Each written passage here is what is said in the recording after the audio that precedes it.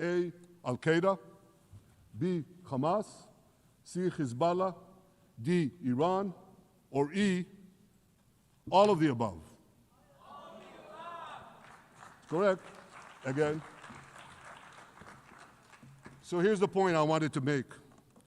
Our enemies hate all of us with equal venom.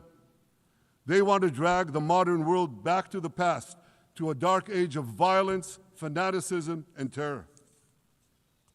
I think many of you are already feeling in your own societies the radical Islamist surge. You know, I'm sure you do, you know deep down that Israel is fighting your fight. So I want to tell you a secret. Behind closed doors, many of the leaders who publicly condemn us privately thank us. They tell me how much they value Israel's superb intelligence services that have prevented time and again terrorist attacks in their capitals, time and again saving countless lives. General George Keegan, former head of U.S. Air Force Intelligence, once said, "If the United States had to gather on its own the intelligence that Israel gives us, we would have to establish 5 CIAs. 5 CIAs. This past June, when Israel struck Iran's nuclear facilities, German Chancellor Merz admitted the truth. He said, Israel is doing the dirty work for all of us. President Trump understands better than any other leader that Israel and America face a common threat. He showed the world that when Iran and its proxies murder Americans, take Americans hostage, shout death to America, burn American flags, and try to assassinate the President of the United States, not once, but twice. He showed them there is a price to pay for all that.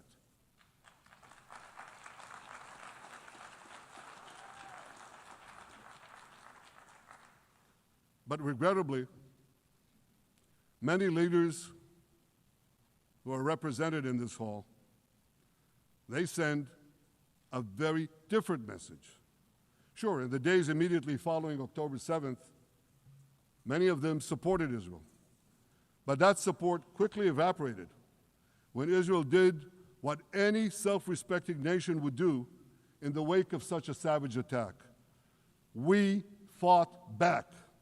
Now just imagine, just sit back for a second and imagine an attack against America proportioned to the attack against Israel on October 7th. Imagine a regime, a terror regime, dispatching thousands of terrorists to invade the United States. They massacre 40,000 Americans. They take 10,000 Americans hostage. What do you think America would do? You think America would leave that regime standing? You don't think that. No way, not a chance. The United States would wipe out that terror regime and ensure that such savagery would never threaten America again. This is precisely what Israel is doing in Gaza. We're wiping out the terror regime of Hamas and ensuring that this savagery will never threaten Israel again. That's what we are doing. That's what any self-respecting government would do.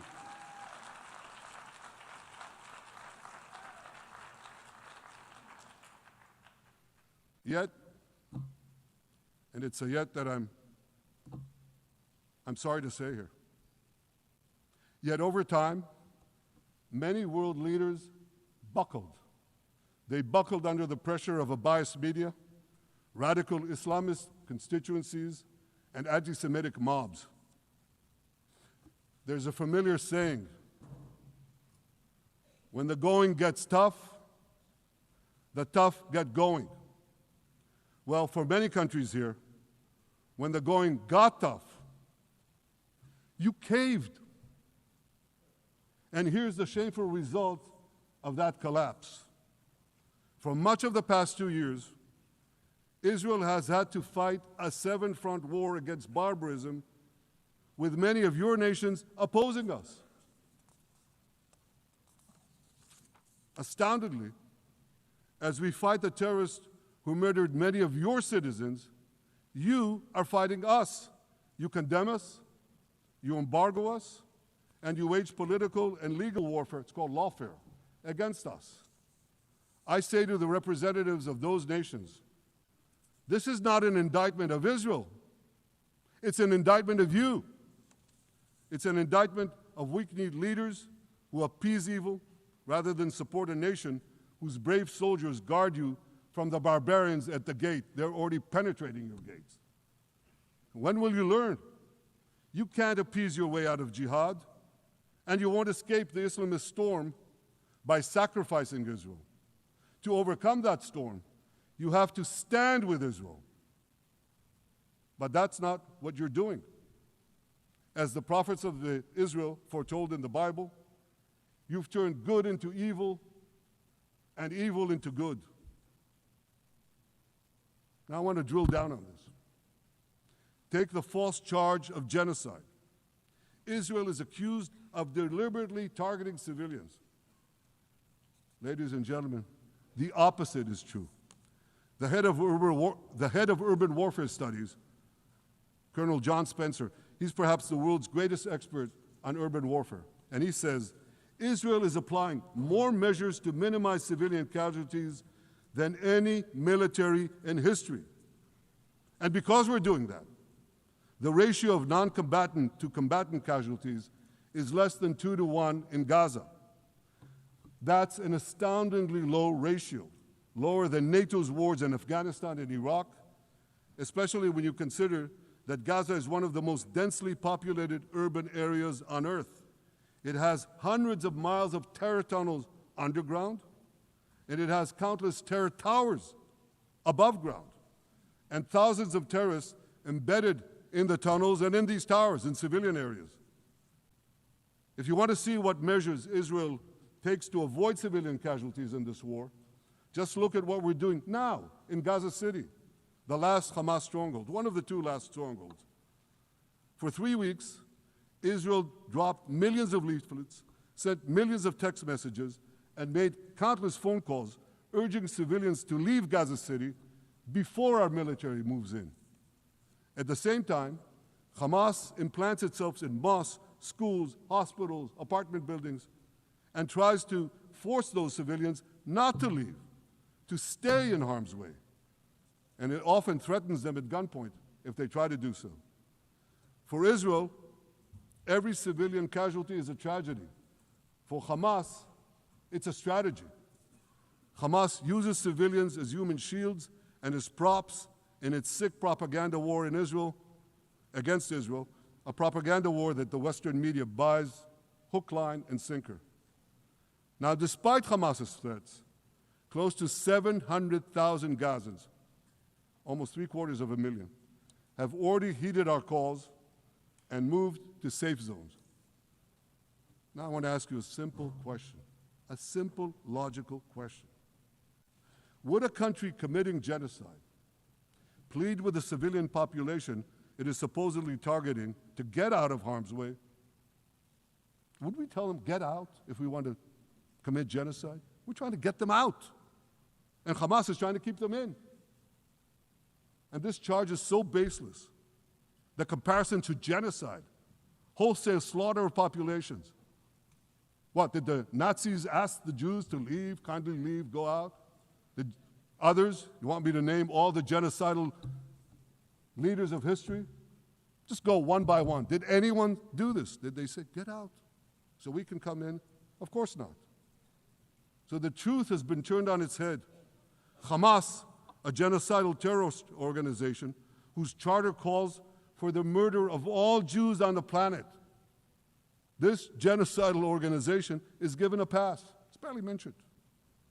While Israel, which does everything it can to get civilians out of harm's way, Israel is put in the dock. What a joke.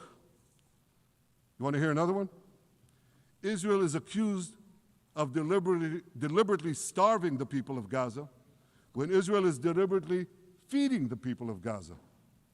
Since the beginning of the war, Israel has let into Gaza more than 2 million tons of food and aid. That's 1 ton of aid for every man, woman, and child in Gaza. Nearly 3,000 calories per person per day. Some starvation policy. If there are Gazans who don't have enough food, it's because Hamas is stealing it. Hamas steals it, hoards it, and sells it at exorbitant prices to fight its war machine. Last month, even the UN, not exactly a supporter of Israel. You're supposed to laugh, by the way. Last month, even the UN admitted that Hamas and other armed groups looted 85% of the trucks. That's why you have deprivation.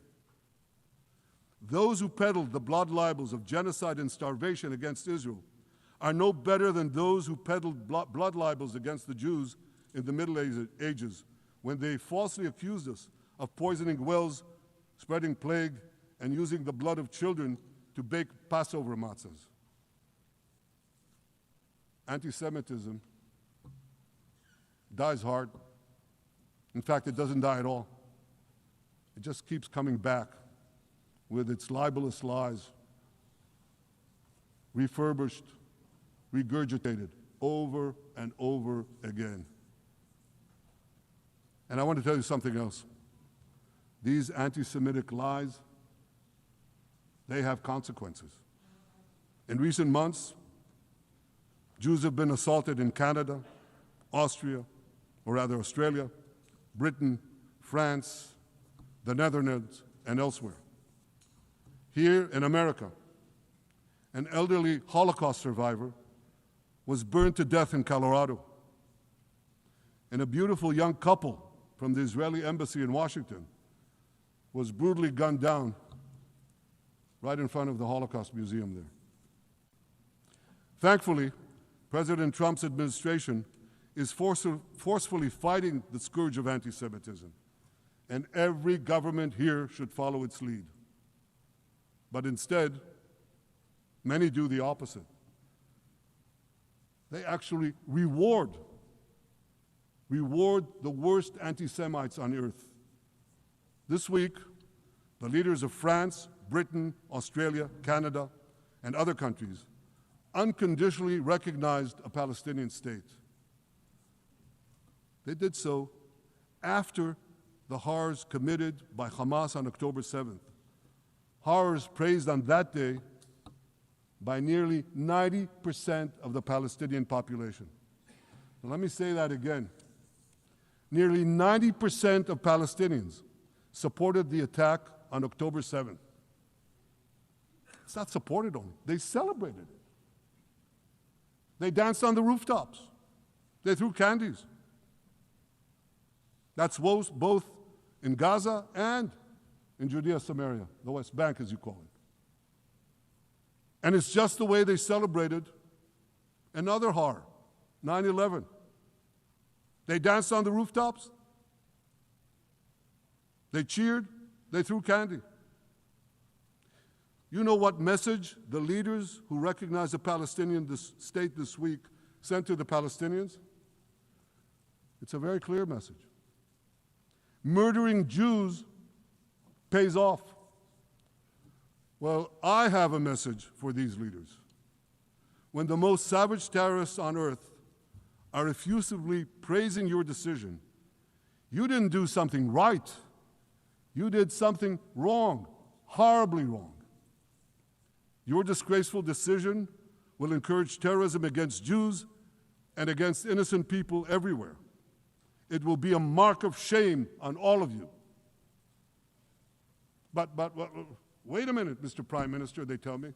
Wait a minute. We believe in a two-state solution where the Jewish state of Israel will live side by side in peace with the Palestinian state. There's only one problem with that. The Palestinians, they don't believe in this solution. They never have. They don't want a state next to Israel. They want a Palestinian state instead of Israel. And that's why every time they were offered a Palestinian state, but were required to end the conflict with Israel and recognize the Jewish state, every time Over the decades, they turned it down. And that is why every time they were given territory, they used it to attack us. In fact, they effectively had a Palestinian state in Gaza. So what did they do with that state? Peace? Coexistence? No. They attacked us time and time again. Totally unprovoked. They fired rockets into our cities. They murdered our children. They turned Gaza into a terror base from which they committed the October 7th massacre. So here's the uncomfortable truth. The persistent Palestinian rejection of a Jewish state in any boundary is what has driven this conflict for over a century. It is still driving it. It's not the absence of a Palestinian state. It's the presence and existence of a Jewish state. And I find it amazing that the foreign chancelleries and the ministries and all those who pontificate about this, and the leaders, how can they not see this basic truth when it is repeated again and again and again ad nauseum? And I want to say something else. This rejection of a Jewish state not only applies to Hamas, it also applies to the so-called moderate Palestinian Authority. You should know that the Palestinian authorities pays terrorists to slay Jews. The more Jews the terrorists slay, the more the Palestinian Authority pays. The Palestinian Authority names its government buildings, its public squares, its schools, after the mass murderers of Jews, which they glorify as martyrs. They pay and glorify not just the killer of Jews, but also killers of Christians. Christians like Taylor Force, an American veteran who was brutally murdered in Israel by Palestinian terrorists. But, that I hear from the Western leaders. They tell me, the PA promised us it will reform. And I know this time, Prime Minister, it will be different. Yeah, right. We've heard these promises for decades. They always promise. They never deliver. Because you see, the Palestinian Authority is corrupt to the core. They haven't held elections in 20 years. They use the same textbooks as Hamas, exactly the same textbooks. They teach their children to hate Jews and destroy the Jewish state. And Christians don't fare much better. When Bethlehem, the birthplace of Jesus, was under Israeli control, 80% of its residents were Christians. But since the PA took control, that number has dwindled to under 20%. These are the people you want to give a state to? What you're doing is giving the ultimate reward to intolerant fanatics who perpetrated and supported the October 7th massacre. Giving the Palestinians a state 1 mile from Jerusalem after October 7th is like giving Al-Qaeda a state 1 mile from New York City after September 11th. This is sheer madness. It's insane, and we won't do it.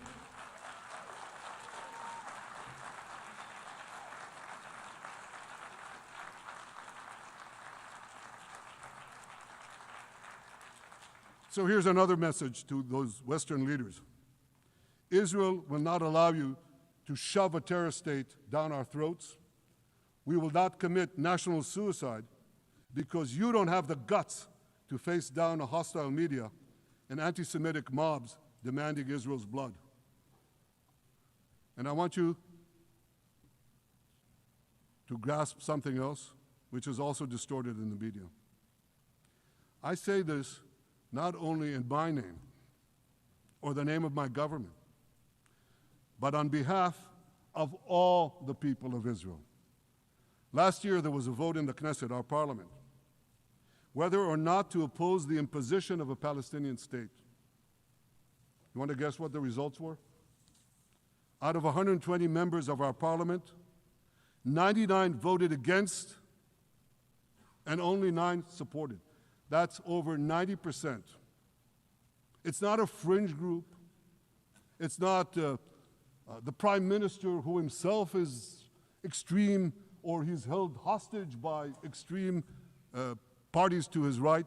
It's over 90% of Israelis. My opposition to a Palestinian state is not simply my policies or my government's policy. It's the policy of the state and people of the state of Israel.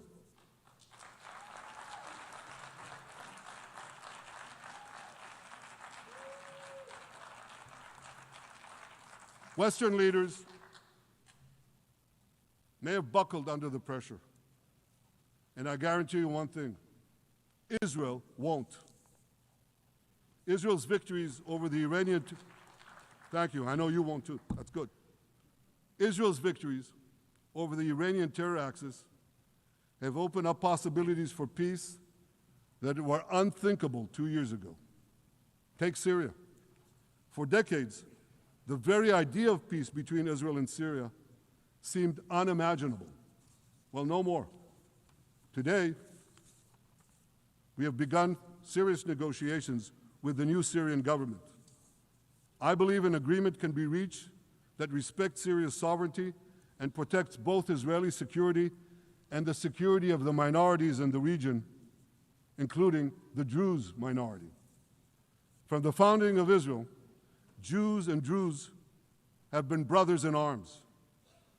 We have fought together, we've bled together, we built our lives together.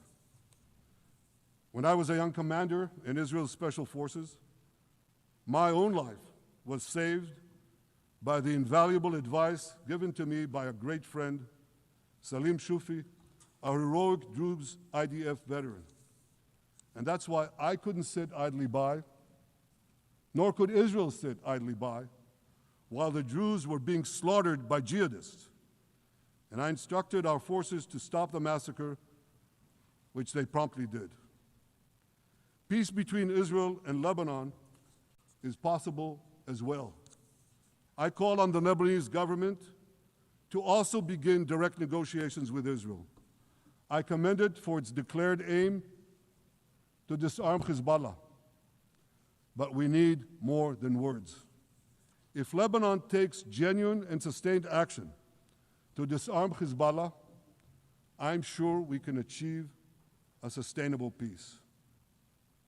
Of course, until that happens, we will take whatever action we need to defend ourselves and to maintain the conditions of the ceasefire which was established in Lebanon.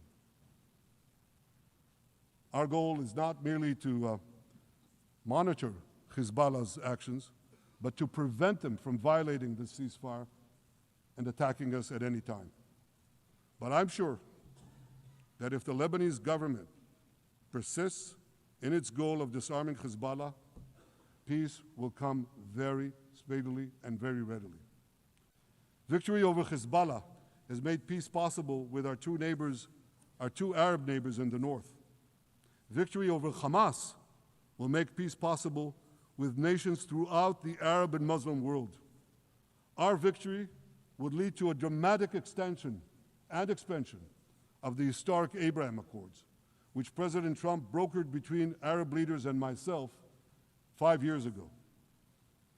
And I took note, as I'm sure you did too, of the encouraging words spoken here by the President of Indonesia. This is the country with the largest Muslim population of all nations. And it's also a sign of what could come.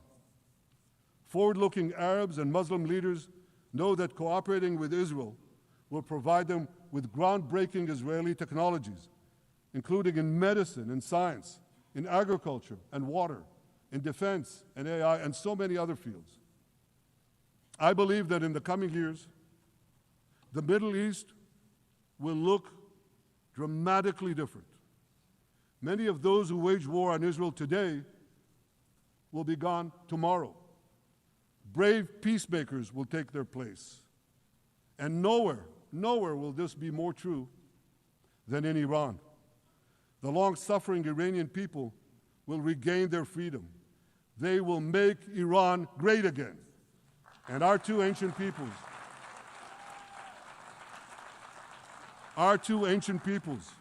the people of Israel and the people of Iran, will restore a friendship that will benefit the entire world. Ladies and gentlemen, the horrors that happened on one dark day, October 7th, those horrors happened countless times during the centuries of my people's exiles among the nations. Jewish blood was cheap. Jews were killed with impunity. We had to beg others to defend us. The rise of Israel did not mean that the attempts to destroy us would end. It meant that we could fight back against those attempts. And that is exactly what Israel has done since October 7th. Our sons and daughters fought like lions. Our brave soldiers donned their uniforms and rushed into battle. They were armed with the dreams of the 100 generations of Jews who came before them. The dream of living as a free people in the land of Israel, our beloved homeland for more than 3,000 years. The dreams of living in our own independent state. The dream of having an army to defend ourselves. And the dream of being a light unto the nations, a beacon of progress, ingenuity, innovation for the benefit of all humanity. On October 7th, the enemies of Israel tried to extinguish that light. 2 years later, the resolve of Israel and the strength of Israel burned brighter than ever. With God's help, that strength and that resolve would lead us to a speedy victory and to a brilliant future of prosperity and peace. Thank you very much.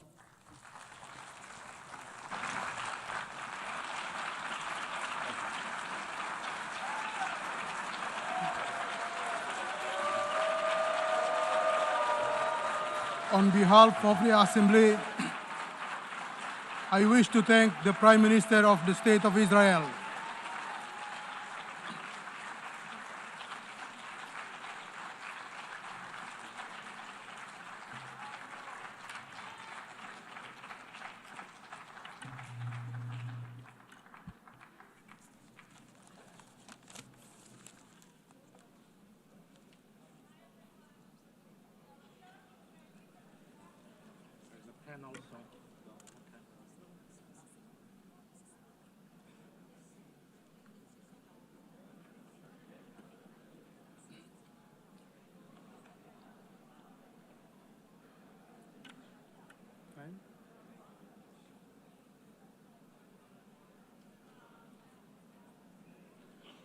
The Assembly will now hear an address by His Excellency Muhammad Shehbaz Sharif, Prime Minister of the Islamic Republic of Pakistan. I request protocol to escort His Excellency and invite him to address the Assembly.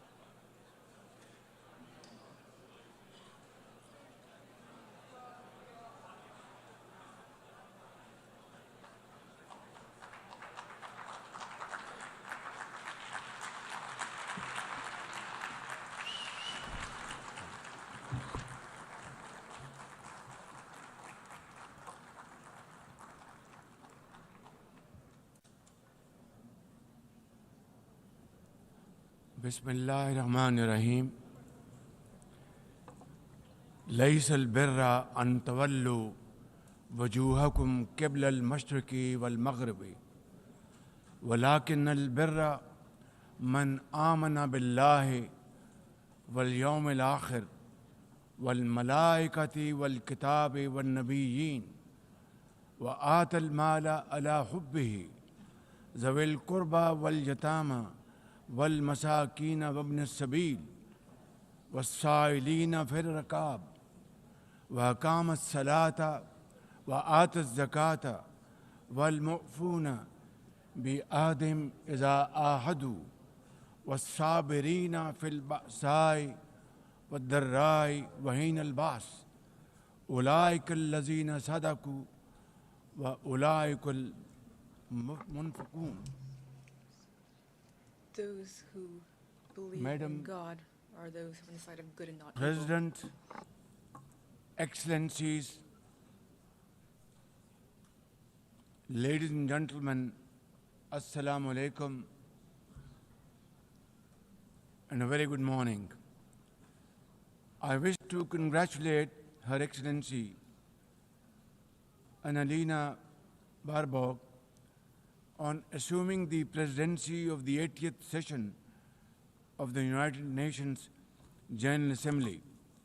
I also commend Secretary General Antonio Guterres for his bold leadership of the United Nations in testing times. Ladies and gentlemen, our world is more complex today than ever before. Conflicts are intensifying, international law is being brazenly violated, humanitarian crises are multiplying, terrorism remains a potent threat, disinformation and fake news undermine trust, climate change threatens our very survival, and more so countries like Pakistan. Today, multilateralism is no more an option, it is need of the hour. Excellencies, Pakistan's foreign policy, guided by the vision of Quaid-e-Azam Muhammad Ali Jinnah, is based on peace, mutual respect, and cooperation. We believe in the peaceful settlement of disputes through dialogue and diplomacy. Last year, from this very podium, I had warned that Pakistan would act most decisively against any external aggression. Those words of mine proved true. I hope it didn't. But then that is destiny. When in May this year, my country confronted unprovoked aggression from our eastern front, the enemy came shrouded in arrogance. We sent them back in humiliation, delivering our bloody nose. Excellencies, India sought to extract political gains from a human tragedy by spurning my sincere offer of an independent international investigation into the Pahalgam incident. Instead, it attacked our cities and targeted our innocent civilians. When our territorial integrity and national security were violated, our response was in accordance with the right of self-defense under Article 51 of United Nations Charter. Our valiant armed forces, under the stellar leadership of Field Marshal Syed Asim Munir, mounted an operation of stunning professionalism, bravery, and acumen, repulsing the enemy's attack under Air Chief Marshal Zahir Babar Sidhu. Our falcons took flight and etched their answer across the skies, resulting in 7 of the Indian jets turned to scrap and dust. A decisive response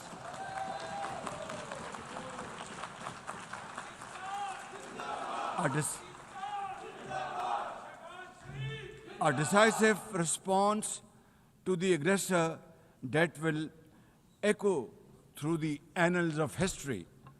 To the fearless architects of this victory, to every officer and soldier, heirs of our martyrs, their names are forever engraved in glory. To the mothers of our martyrs, their courage guides our path forward, and their sacrifice shall never be in vain, inshallah, God willing.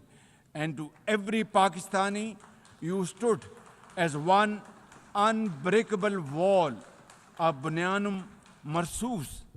Excellencies, though in a position of strength, Pakistan agreed to a ceasefire facilitated by President Donald Trump's bold and visionary leadership. We express our deep appreciation to him and his team for their active role in bringing about the ceasefire. President Trump's efforts for peace helped avert a more threatening war in South Asia. Had he not intervened timely and decisively, the consequences of a full-fledged war would have been catastrophic. Who would have lived to tell what happened?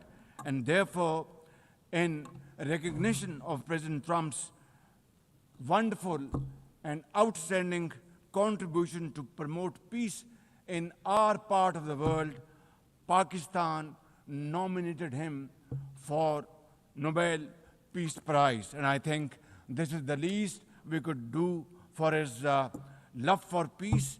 And I think truly he's a man of peace.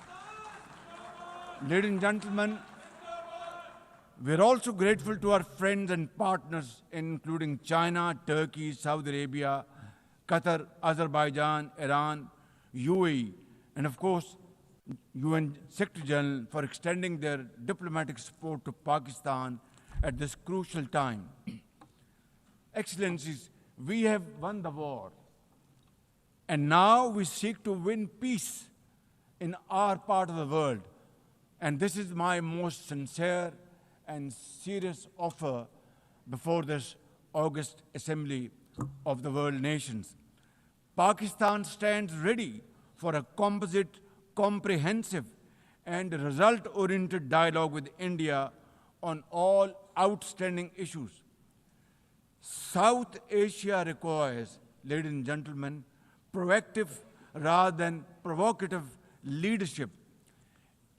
India's unilateral and illegal attempt to hold the Indus Water Treaty in abeyance defies the provisions of the treaty itself, as well as the norms of international law.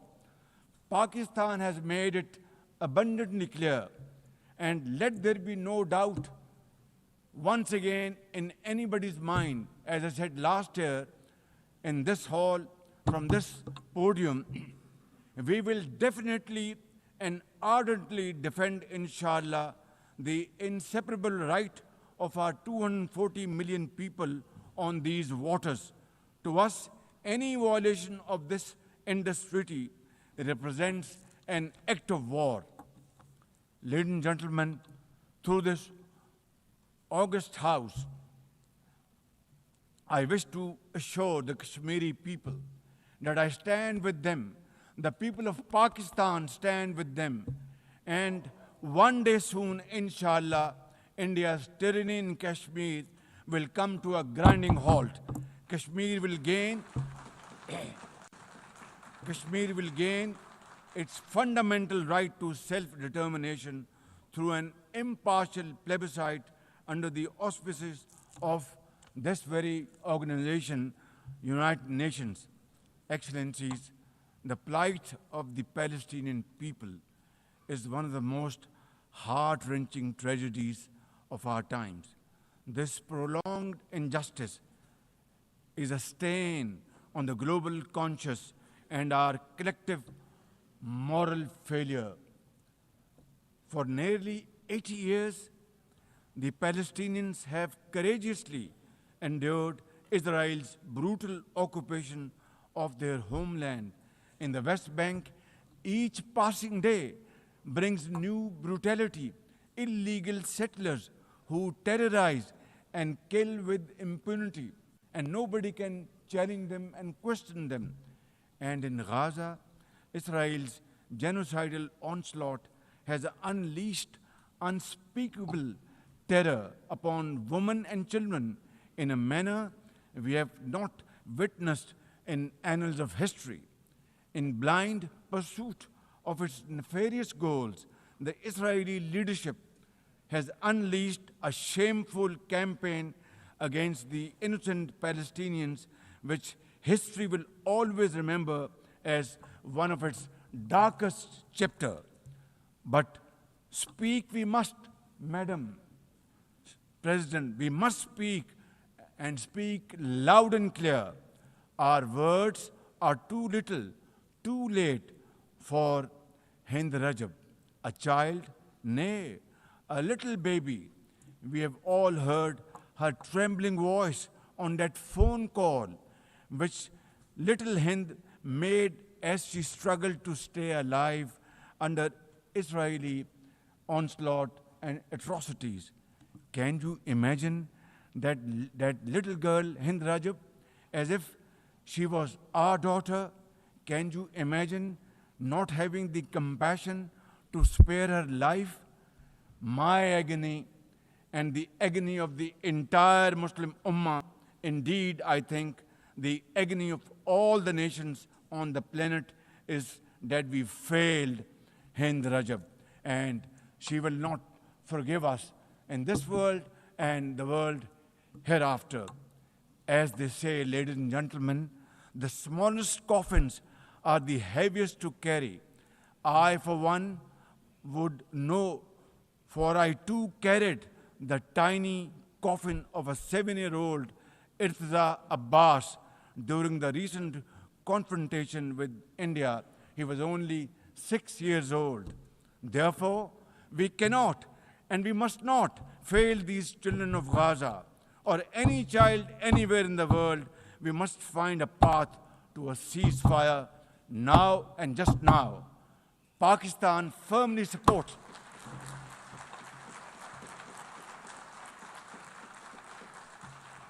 Ladies and gentlemen, Pakistan firmly supports the demand of the Palestinian people for the establishment of a sovereign Palestinian state with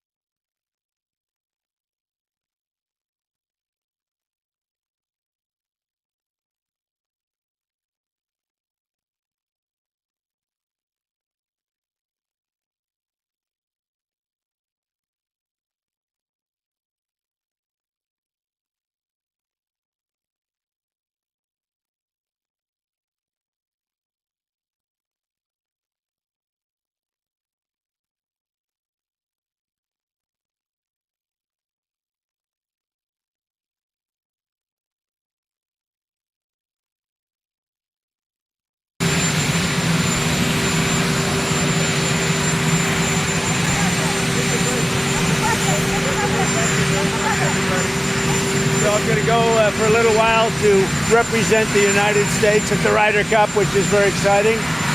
And we'll be watching that. This is Kai, by the way, in case you didn't know. How are you? And we'll be watching a little golf. I think we have maybe a deal on Gaza, very close to a deal on Gaza. How are you? Hello, Peter. And it's looking like we have a deal on Gaza. And we'll let you know. Mr. President, I think it's a deal that will get the hostages back. It's going to be a deal that will end the war. It's going to be a deal with, it's going to be peace. I think we have a deal. That'll be number 8, Peter. Not bad. Mr. President, I'm James Comey. Now that James Comey has been indicted, who is the next person on your list in this retribution? It's not a list, but I think there'll be others. I mean, they're corrupt. These were corrupt, radical left Democrats. Because Comey essentially was he's worse than a Democrat. I would say the Democrats are better than Comey. But no, there'll be others. Look, that's my opinion. They weaponized the Justice Department like nobody in history. What they've done is terrible. And so I hope there are others, because you can't let this happen to a country. And will you appoint a permanent U.S. attorney to try this case? Lindsey Halligan has never tried a case. Well, we'll see, but it's a pretty easy case because, look, he lied. You saw my truth today. He lied. It was yes, no. He didn't say, well, in my opinion, he didn't do a lot of things that maybe he should have, but I don't think he could because he lied. That was a very important question that he was asked, and he wanted to be specific, but he didn't. The only thing that happened to him, he didn't think he'd get caught. But that answer that he gave, that was a very important answer, and for him, it was a very good answer if he didn't get caught.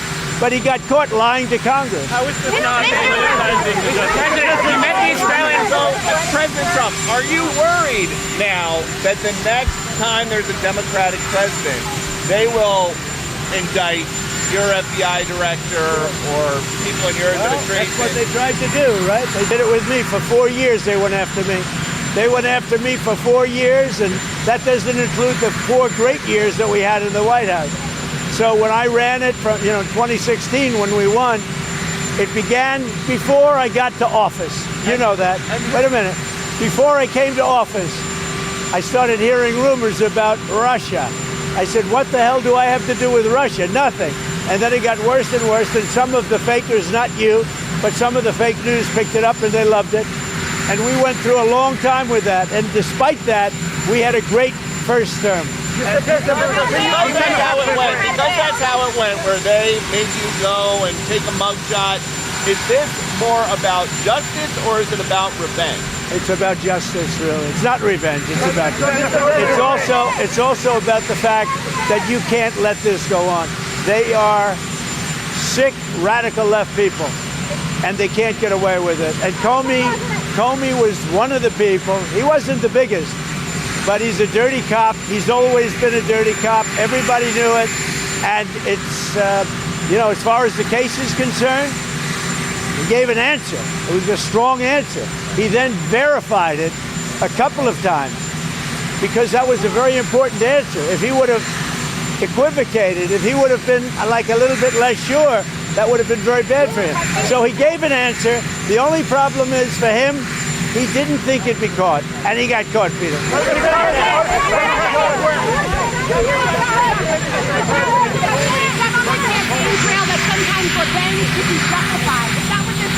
This is about justice. He lied a lot, but this was a very important thing. He could have said, well, maybe, or I don't remember. He didn't say that. He gave a very specific answer, and then he verified it numerous times, and he got caught.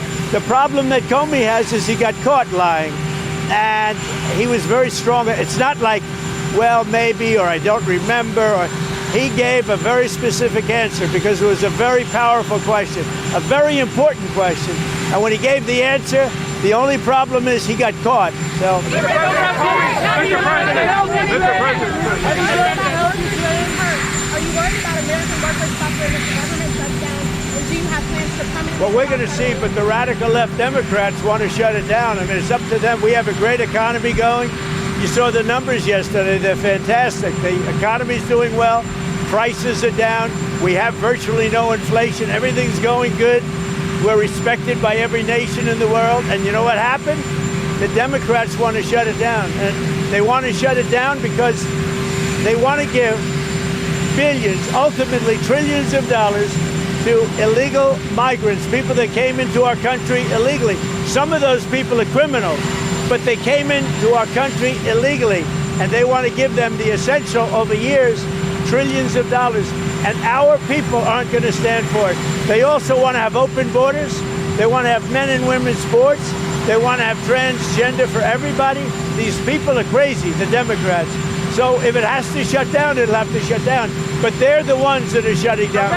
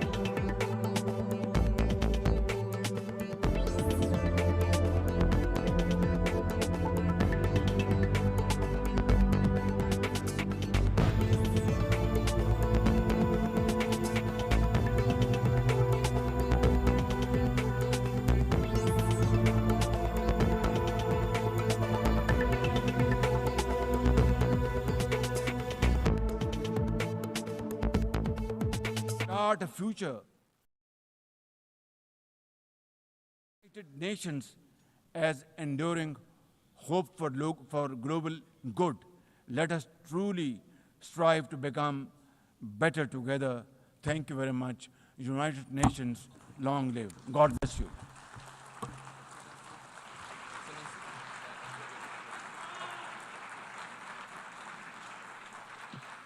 On behalf of the Assembly, I wish to thank the Prime Minister of the Islamic Republic of Pakistan.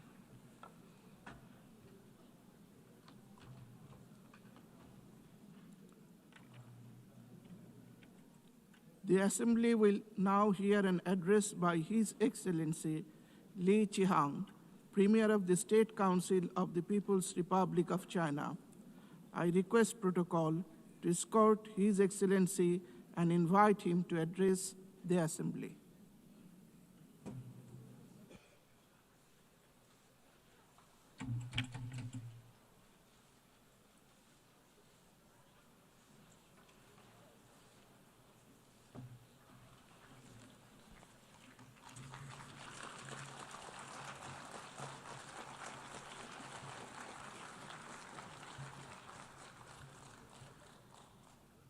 主席、各位同事、 Mr. President, 女士们、 colleagues, 先生们， ladies and gentlemen, 今年是世界 this year 反法西 marks 斯 the 战争 80th 胜利 anniversary 80周 of the 年， victory of the 也 World 是 Anti-Fascist 联合 War. 国成立 It is also 80周 the 年。 80th anniversary of the founding of the 80 年 United 前 Nations. 全世界 80 years 无 ago, 数 fascism was 人人自死， defeated in fearless 前仆 battles 后继， by countless heroic 经 men and 过 women 艰 around the 苦 world. 卓绝的战斗，打败法西斯，抱着 And the 永不 United 再战的理 Nations 想， was created 建立了 upon their 联合国， ideal of a world 开启 free of 了 war, 构建战 marking 后 the 国际 beginning 秩序， of an extraordinary 追求 journey 和平发展 of 的 building the post-war 不凡历程。 international order and pursuing peace 80 and 年 development. 风雨兼程， The past 80 years 联合国 have 已 been 成为 tortuous but 当今 purposeful. 世界 Today, 最具普遍 the 性 UN is the 代表 world's 性 most universal, 和权威性的 representative, 政 and 府间 authoritative 国际组织。 intergovernmental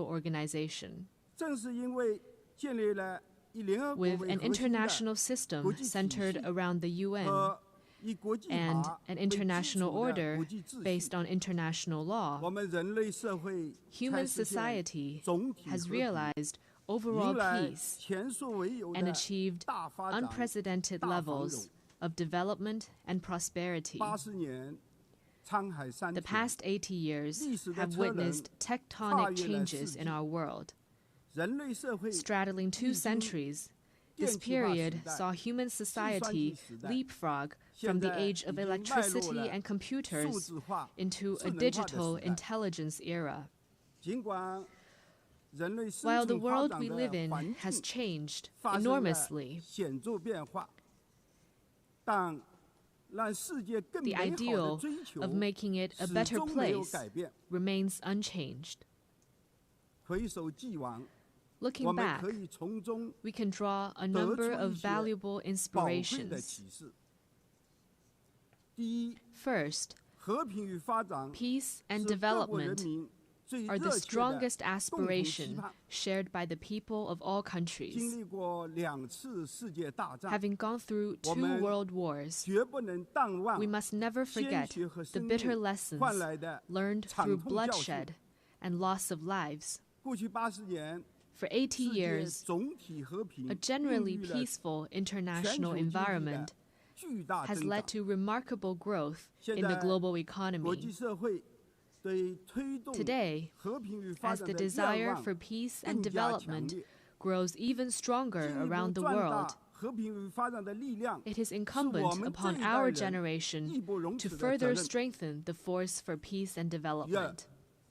团结合作 Second, 是人类进步 solidarity and 最 cooperation 强大的 are the most powerful 力量源泉。 drivers for human 在 progress. 世界反法西斯战争 In the 的 heroic 峥嵘岁 years 月里， of the world 不同 anti-fascist 社会 war, 制度、不同历史 countries with 文化 different 的国 social 家， systems, 超越 histories, 差 and 异， cultures rose 并肩 above their 作战， differences, 最 fought 终 side by 赢 side, 得胜利。 and prevailed together. 随后的80年， In the 80各 years that 国 followed, 又继续通过 they 沟通 weathered 协 a 作， succession of 经受住了 vicissitudes, such 冷 as 战对 the Cold 峙、 War standoff, 金融危机、 financial 大流 crises, 行病 and global 等 pandemics, 重重考 by 验。 staying connected and working 这 together. 些都证明了一个朴 All 素 this 而深 proves 刻 a 的真理， simple yet 真理 powerful point. 那就是团结则共 Solidarity 进， lifts 分 everyone 裂 up, 则俱 while 损。 division drags all down. 无论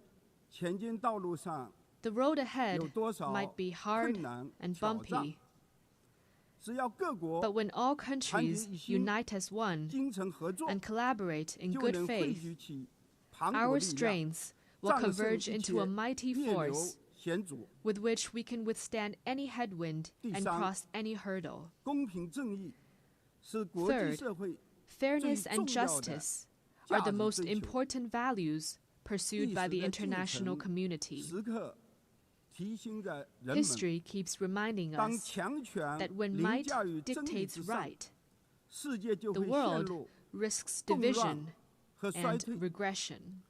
人类社会 Should the era of 若 the 是 law of the jungle return 倒退回到弱肉 and 强 the 食 weak 的 be 丛林 left 法则 as 时 a 代， prey to the 就 strong, 必将面临 human society would face even more bloodshed and brutality. 在这个世界上，我们既要讲 As members of the global 更要 family, 讲道 we 义， must uphold justice while 尤其是 pursuing our 大 own 国 interests. 更应如此。 This is particularly true for the major countries. 唯有坚持 大 Only 小国 when all 家一律 countries, 平 big 等， or small, are 践行 treated as 真正 equals 的多边主 and 义， true multilateralism 才 is 能让各 practiced, 方权益 can the rights 到 and interests 更 of 好的 all 保障。 parties be better protected. 当前世界进 At 入 present, 新的动 The 荡 world has 变革 entered a 期， new period of 单边 turbulence 主义 and transformation. 冷战思维 Unilateralism and 卷 Cold 土 War 重来。 mentality are resurfacing. 历经80年的 The international 国际规 rules 则 and 秩序 order built over 受 the 到 past 80严重 years 冲击， are under serious 曾经 challenge, 行之有效的国际 and the 体 once 系 effective 屡遭 international 破坏， system is constantly 引发的 disrupted. 种种乱象 The 令 various 人 problems 痛心， induced are 令人 distressing 忧虑。 and worrying. 人类再一次来到了 Humanity has once again 何去 come 何 to a 从的 crossroads. 十字路口。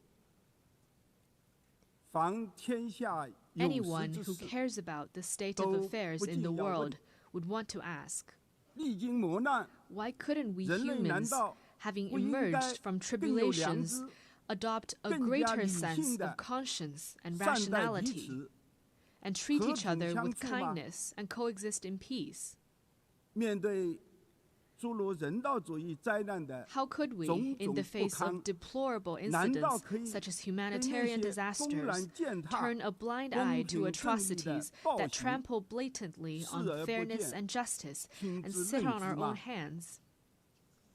对一些毫无底 How 线 could 的 we, when 霸 confronted 凌 with 霸道 unscrupulous 行 acts 径， of hegemonism 难 and 道应 bullying, 该因势于 remain 强权 silent and 而保持 submissive 沉默， for fear of 逆来 might? 顺受吗？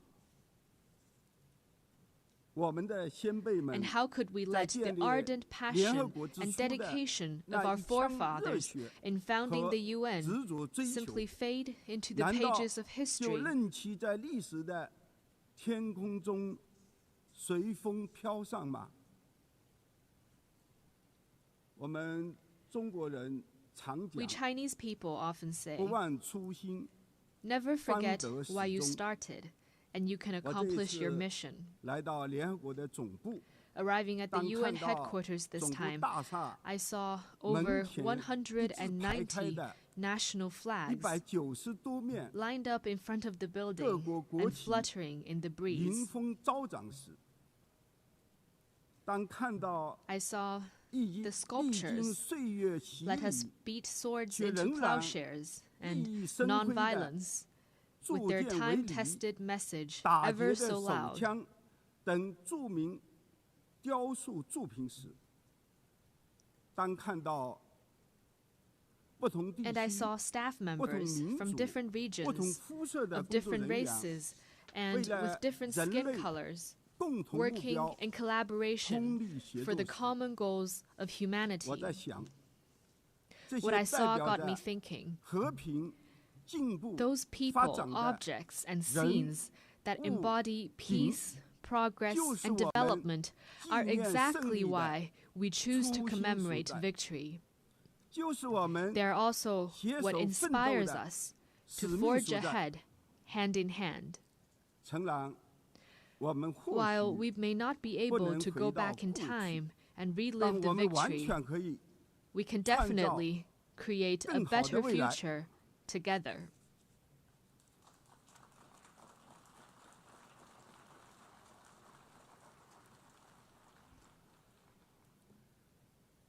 中国作为联合 As a 国 founding member 创始 of the 会员国， UN, 始终积极 China has 参 all 与 along taken 全 an 球事 active 务， part in global 努力推 affairs 动提升 and worked for the 人类 betterment 福祉。 of humanity. 这些年， Over the 习 years, 近平主席 President Xi 先后提 Jinping 出 has put 构 forward 建 the 人类 vision 命 of 运共 building 同 a 体理 community 念 with a shared 和 future for 全 humanity, 球发展倡 the 议、 Global Development 全球 Initiative, 安全倡 the 议、 Global Security 全球文 Initiative, 明倡议， the Global Civilization 治理 Initiative, 倡议。 and the Global Governance 为应 Initiative. 对 sharing China's wisdom and solution for navigating global transformations and overcoming pressing challenges.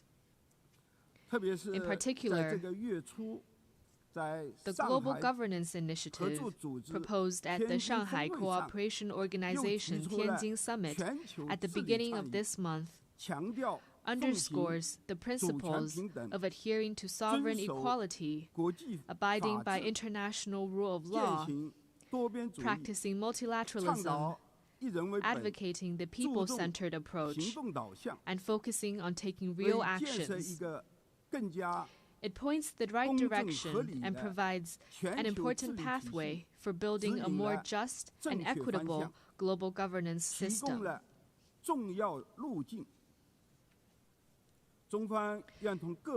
China is ready to take coordinated and effective actions together with all sides to offer more concrete solutions and promote world peace and development.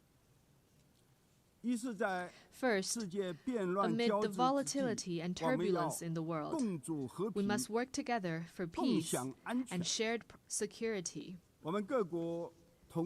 All countries belong to the same global village and rely on each other for security.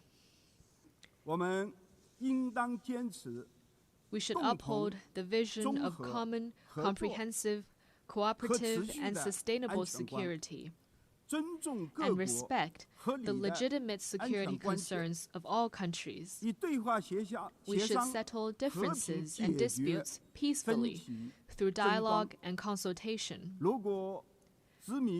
Persisting in camp-based confrontation or willful resort to force only drives peace further away.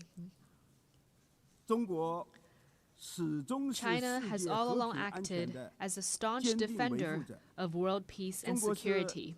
China is the second largest contributor to UN peacekeeping budget and the largest provider of peacekeepers among the permanent members of the Security Council. China has been working actively to promote peace talks on hotspot issues such as the Ukraine crisis and the Palestinian-Israeli conflict. China will continue to play a constructive role in promoting the political settlement of hotspot issues. Second, amid sluggish global growth, we must reinvigorate cooperation and pursue win-win results. A major cause of the current global economic doldrums is the rise in unilateral and protectionist measures, such as tariff hikes and erection of walls and barriers. We should collaborate more closely to identify and expand convergence of interests, promote universally beneficial and inclusive economic globalization, and help each other succeed by moving forward in the same direction. China has always been a key driver of global common development. Over the years, the Chinese economy has maintained steady development, contributing around 30% to global economic growth. China has consistently opened its door wider to the world. It has lowered its overall tariff level to 7.3% and remained the world's second-largest importer for 16 consecutive years. China has also advanced high-quality Belt and Road cooperation with over 150 countries. Currently, China is taking solid steps to promote high-quality development at home, with a focus on expanding domestic demand. China has the confidence and capability to keep its economy on an upward trajectory and continue to provide important support for global economic growth. Third, amid dynamic interactions among civilizations, we must champion dialogue and mutual enlightenment. Every civilization has its unique value and heritage and deserves acknowledgement and respect. Obsession with so-called civilizational superiority or ideology-based circles only breeds more division and confrontation. Adopting an inclusive attitude and engaging in exchange and mutual learning is a sure way to build more consensus and collective strength. China has all along engaged in active civilizational exchange and mutual learning. Over the next 5 years, China will carry out 50 development cooperation programs in the field of culture and civilization for fellow developing countries, and host 200 thematic training and seminar programs, contributing its part to inter-civilizational dialogue and the progress of civilizations. Fourth, amid emerging challenges, we must respond with concrete efforts and protect our shared home. Climate change is a major challenge confronting all of us. We should uphold the principle of common but differentiated responsibilities, promote the effective implementation of the Paris Agreement, and enhance international collaboration on the green economy. In recent years, technologies such as artificial intelligence, network communications, and biomanufacturing have advanced rapidly. Along with the benefits, they also bring potential risks. We should adhere to the principles of people-centered development, technology for good, and equitable benefits, improve relevant governance rules at a faster pace, and strengthen global governance cooperation, so that technological progress could bring real benefits to humanity in a better way. China has always been a responsible stakeholder in addressing global challenges. Committed to green and low-carbon development, China has established the world's largest and fastest-growing renewable energy system, built the most extensive and complete new energy industrial chain, and announced China's 2035 nationally determined contributions that cover all economic sectors and all greenhouse gases. China has proposed the Global AI Governance Initiative and advocated the establishment of a World AI Cooperation Organization. This time during the 80th session, China will present to the UN the lunar soil samples collected by Chang'e 6 from the far side of the moon.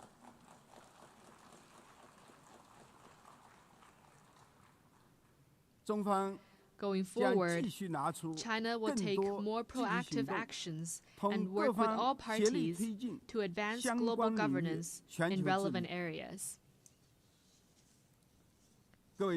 Colleagues, China stands ready to work with all members to uphold the standing and authority of the UN, safeguard the purposes and principles of the UN Charter, support UN reforms to improve its efficiency and capacity to fulfill its mandate, and advocate greater representation and voice of developing countries.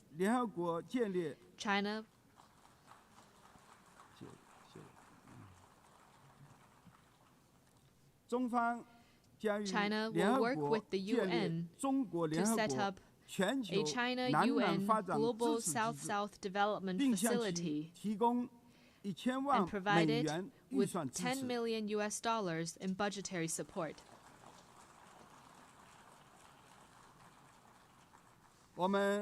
China will also partner with the United Nations Development Program to establish a global center for sustainable development in Shanghai to accelerate the implementation of the UN 2030 Agenda for Sustainable Development.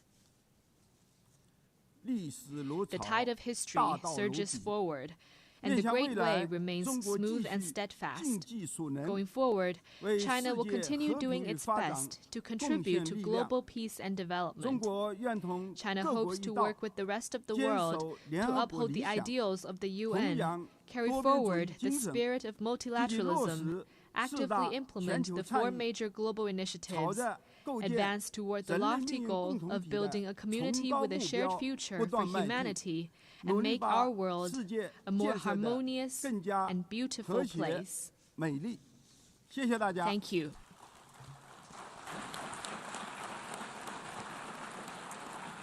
On behalf of the Assembly, I wish to thank the Premier of the State Council of the People's Republic of China.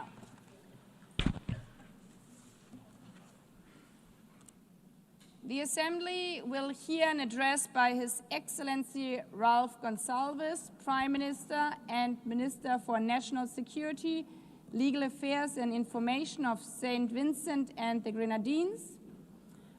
I request protocol to escort His Excellency and invite him to address the Assembly.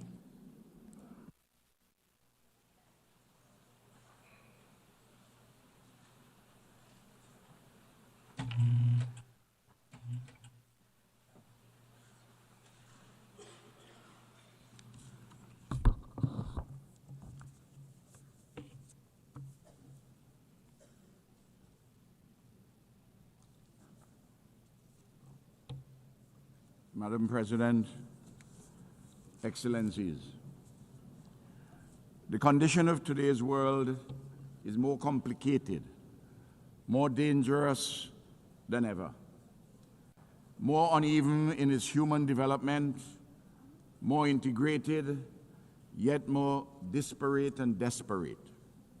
At the same time, much progress and advancements have been made by humanity, and there's an enduring hopefulness amidst despair, a persistent sense that a better tomorrow is possible, even as catastrophes loom and dangers lurk. Your Excellencies, big power rivalries interlaced with personal vainglories and hubris are gravely unsettling the world, to the advantage of not one single nation state. Civilized discourse, tempered with patience and calm, has given way to a bellicosity of language shouted across continents and oceans, designed presumably to satisfy nativist longings in the breasts of those who think that, despite their good fortune, relatively, they have been grievously wronged by some dark and hidden forces. Can none of these persons pause and reflect upon the question posed and answered by all the world's great religions, but in particular through the words of the Hebrew prophet Micah? What does the Lord require of us? To do justly, to love mercy, and to walk humbly with our God. The intractable problems facing humanity cannot be solved by any one nation unilaterally. A mature multilateralism is required to address satisfactorily rampaging climate change in the age of the Anthropocene, to resolve the threats posed by nuclear weapons and their further spread, to pursue peaceful coexistence rather than conflict, terrorism, and war, to reform the system of financing for development, inclusive of a just climate financing, to tackle successfully the growing challenges of artificial intelligence, to achieve the 17 Sustainable Development Goals by 2030, be guided by the Global Digital Compact and the Pact for the Future, and to reshape global governance more inclusively. It is thus of the highest importance for this august body, the United Nations, and the overwhelming majority of nation states within it, to continue our efforts to persuade the powerful to act equitably, honorably, and multilaterally, to tackle efficaciously the extant and looming challenges facing the global community. Oftentimes, it is frustrating and disheartening to those of us who are committed to this necessary and desirable path of mature multilateralism, because our Herculean efforts seemingly deliver correspondingly negligible results. Nevertheless, we cannot give up. We cannot afford to get weary. We have no choice but to persist in this ever more urgent multilateral solidarity and cooperation as we pursue the political and economic spaces to make this world a better place for all humanity. Your Excellencies, St. Vincent and Grenadines, like all countries globally, have been shaped by our history and geography, our nature and neighbors, our extant circumstances, and our dreams for a better future. For example, we carry the benefits and the burdens of our geographic location, near to the greatest economic, military, scientific, and culturally dominant power the world has ever seen. St. Vincent and the Grenadines is where it is. It cannot be lifted up and taken to Vladivostok or the mouth of the Amur River. Yet, as a free and independent people, we have the right to pursue peacefully and securely our quest for shared prosperity without domination, interference, or intervention from any of our neighbors or from any power that comes from afar.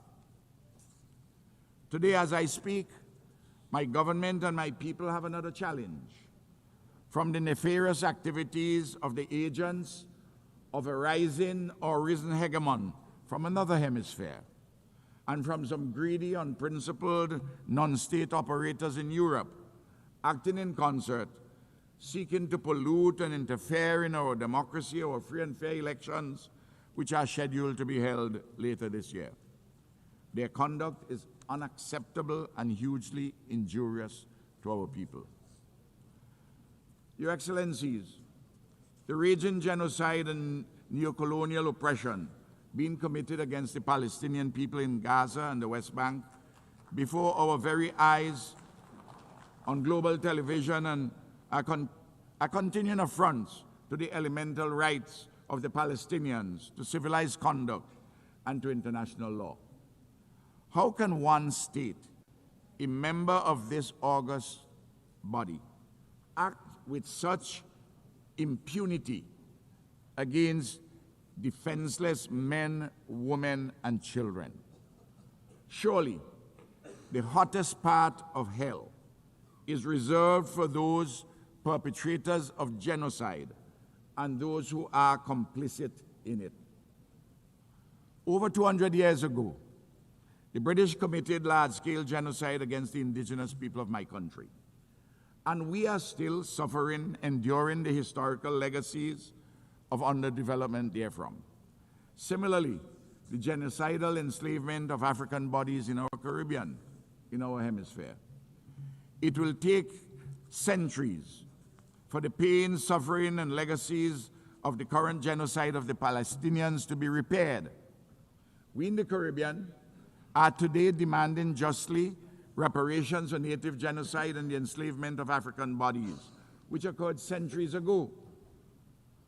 This tragedy, this madness that has been unfolding unabated in Palestine must stop.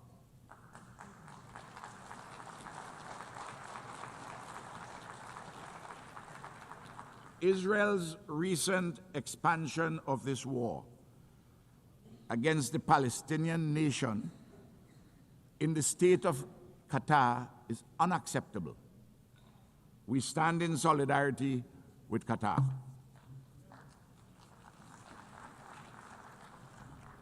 Your Excellencies, St. Vincent and Grenadines calls urgently for a lasting peace across the Taiwan Straits and the participation of Taiwan in the specialized agencies of the United Nations. It is a continuing absurdity that this country of 23 million people a functioning democracy with a settled yearning for self-determination, a legitimate institutional expression of the Chinese civilization, with first world living standards, a land of peace and ingenuity, cannot be properly accommodated in the global bodies concerned with health, climate change, civil aviation, policing, and so forth. Similarly, it is long overdue that the fractured relationship between the United States of America and Cuba be made whole in mutual respect, in accordance with international law and consistent with the interests of both neighbors for peace, security, and shared prosperity. St. Vincent and the Grenadines implores the great American nation, and it is a great nation, to listen and act upon the near unanimous advice of this General Assembly, which has repeatedly called for an end to the oppressive, unlawful embargo against Cuba. I am calling for a mature conversation between the United States of America and Cuba. Likewise, the recent ramping up of tensions between the USA and the Bolivarian Republic of Venezuela is most unhelpful to peace and stability in our Caribbean and Latin America. St. Vincent and the Grenadines calls for the scaling back of actions and rhetoric which are so inimical to cordial neighborly relations. In particular, we find the foreign militarization of the waters around Venezuela exceedingly troubling. Repeatedly, the countries of the Caribbean and Latin America have unanimously declared our area a zone of peace. We urge our American friends to abide by this declaration. By all means, let us cooperate in combating drug trafficking and allied transnational criminal activities. But a unilateral militarization is decidedly not the way to go. Also, again, I'm imploring my American and Venezuelan friends to sit down maturely and talk through these problems so that we can have a resolution. In Haiti, matters political, economic, and social continue to deteriorate. Gang violence continues unabated, and a veritable Hobbesian state of nature exists in which life is nasty, brutish, and short. Haiti's political and economic elites have been found wanting, but it is true, too, that the international community with the means to assist has not as yet summoned up the will to do so. A solution is required in accord with the Haitian people's deepest longings for peace, security, and a normal civilized life and living. The UN Security Council, with CARICOM's full support, is seized of this matter, but an insufficiency of resources and will have attended it. So too, the pain and suffering in South Sudan demand immediate relief and more. Your Excellencies, in November this year, the Conference of Parties under the United Nations Framework Convention on Climate Change gathered once more, on this occasion in the great nation of Brazil. The issue of climate change is urgent and existential.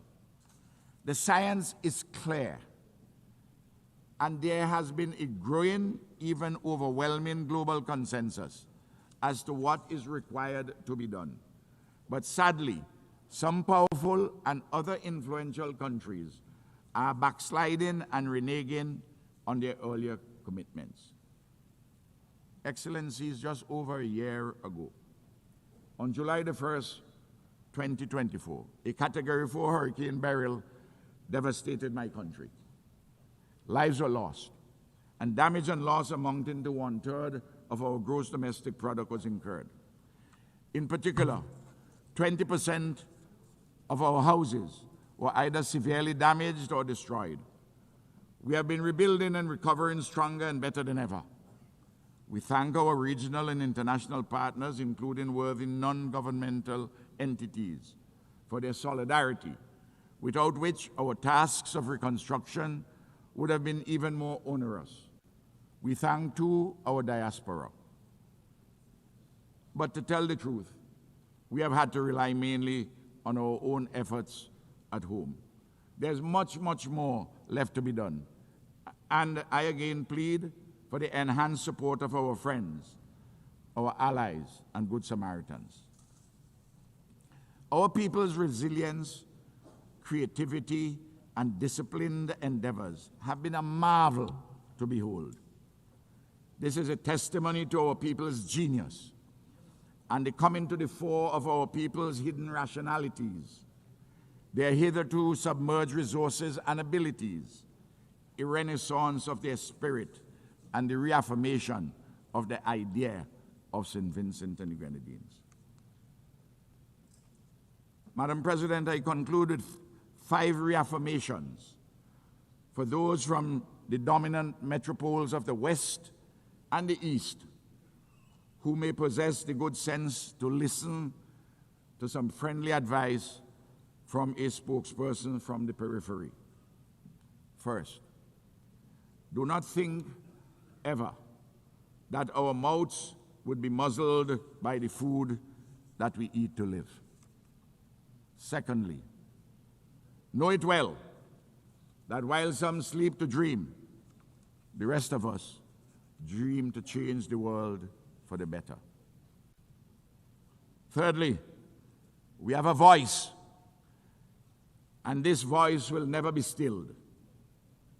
Fourthly, we are not better than anyone, and no one is better than us. And finally, we too have a history of civilized life and living with a trajectory for further advancement and ennoblement. We are not appendages of any other nation. We are a free and independent people made in the image and likeness of God. We are the embodiment of the idea of St. Vincent and Grenadines. We are friends of all, and we strive for a better world. We are a small nation, demonstrably like other small nations, capable of mighty deeds. Excellencies, we are small states, but we have an important role to play in global affairs to the betterment of all. Imperial giants and hegemons, whether from the West or the East, must not hold us back.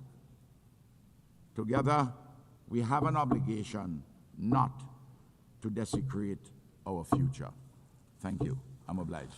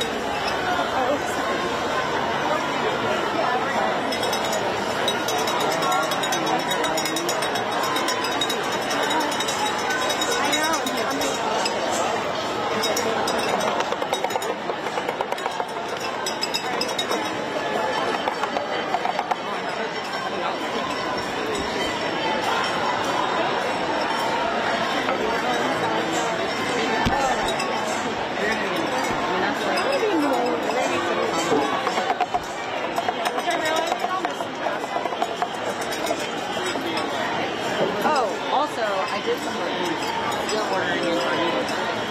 Totally insane.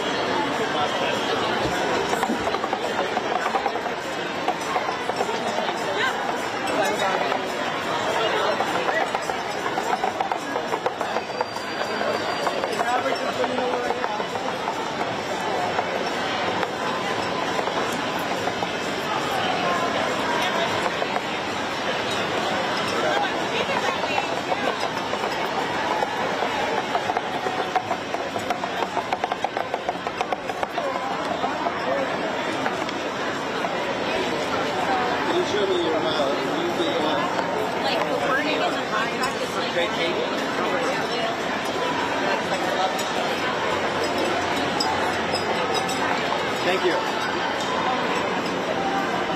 then I met their interns, and they got an intern, which I posted to. And I met that person.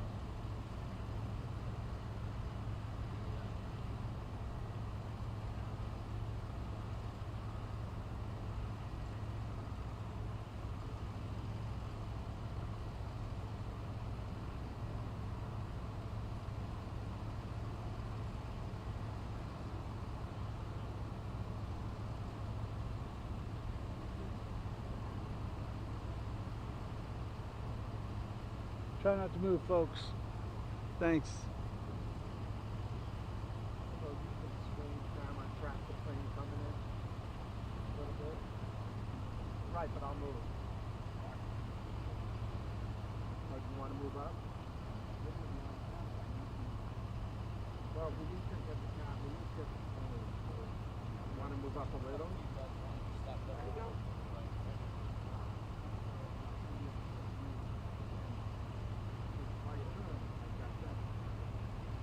I'm going to ask if I can narrate off camera so we can move the camera up. And David here. Oh, there we go.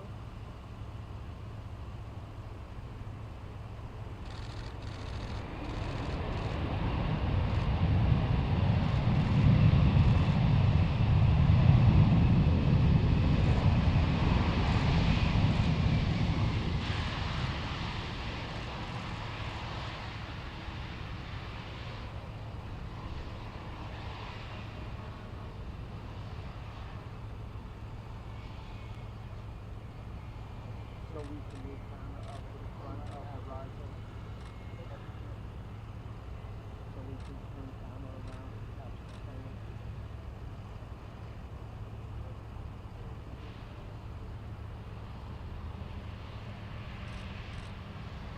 Oh, it landed? Yep.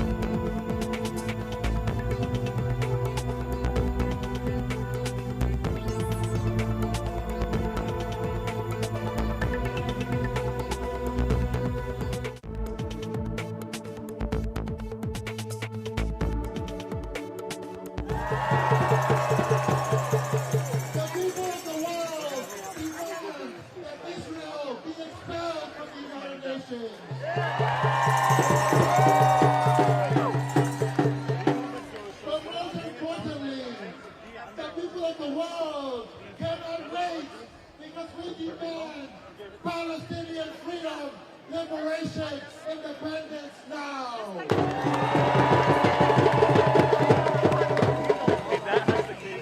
The people of the world are tired of Trump. The people of the world are tired of Netanyahu. And we are tired of all the leaders who prefer to be silent in the face of crimes.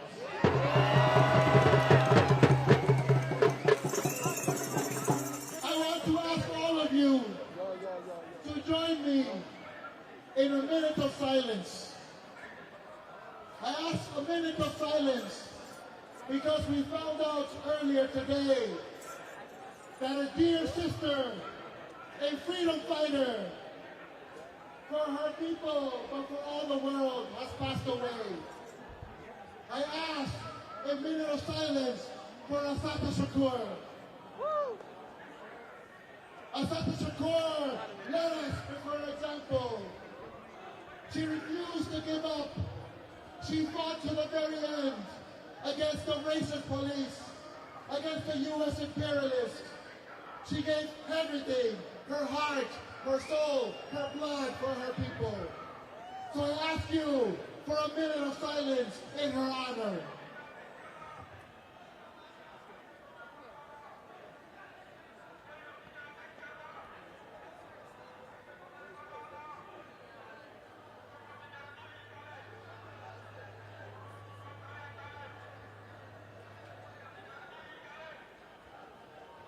¡Assata vive! ¡Assata vive! ¡La lucha sigue! ¡La lucha sigue!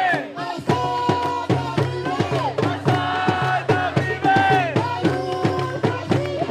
¡La lucha sigue! ¡Assata vive!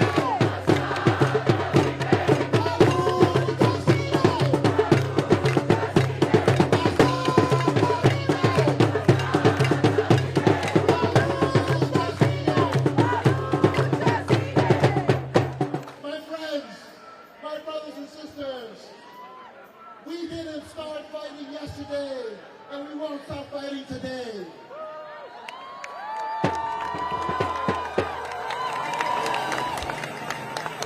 We have a message to Netanyahu and all the war criminals from Washington to Tel Aviv. Our message is clear and simple. We will not give up. We will not give up. We will not give up. We will not give up. We will not give up. Because the struggle for the liberation of Palestine is the compass, is the roadmap for the liberation of all humanity.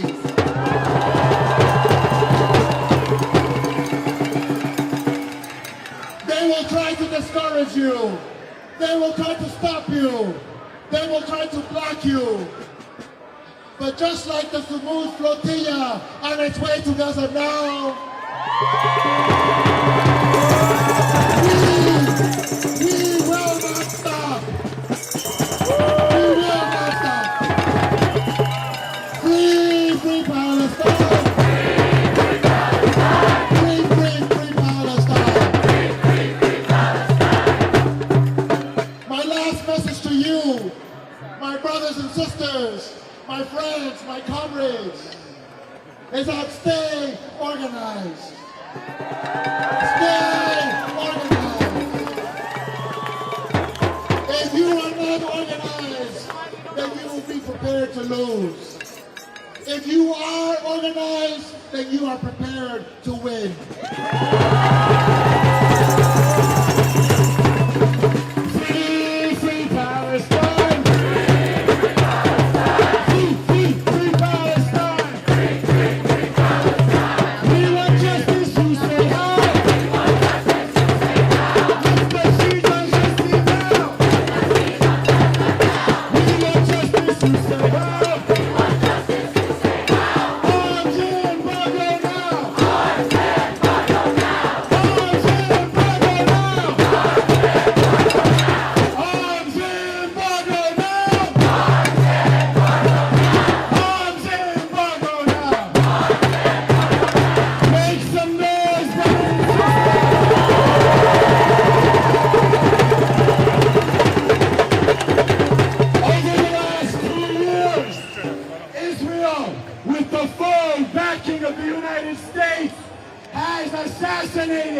has attacked every single element of Gaza's health system.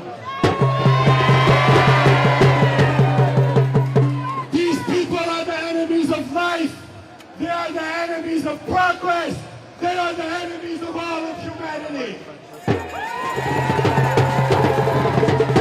But we have seen doctors across the world organize, get with their colleagues, build across their profession to say no. And not just to say no, but to take urgent action. Please, brothers and sisters, a warm, loud welcome for Dr. Tha'il Ahmad. Tha'il is a Palestinian-American doctor who has been to Gaza many times to treat his people, to continue to support their steadfastness. Welcome Tha'il to the stage.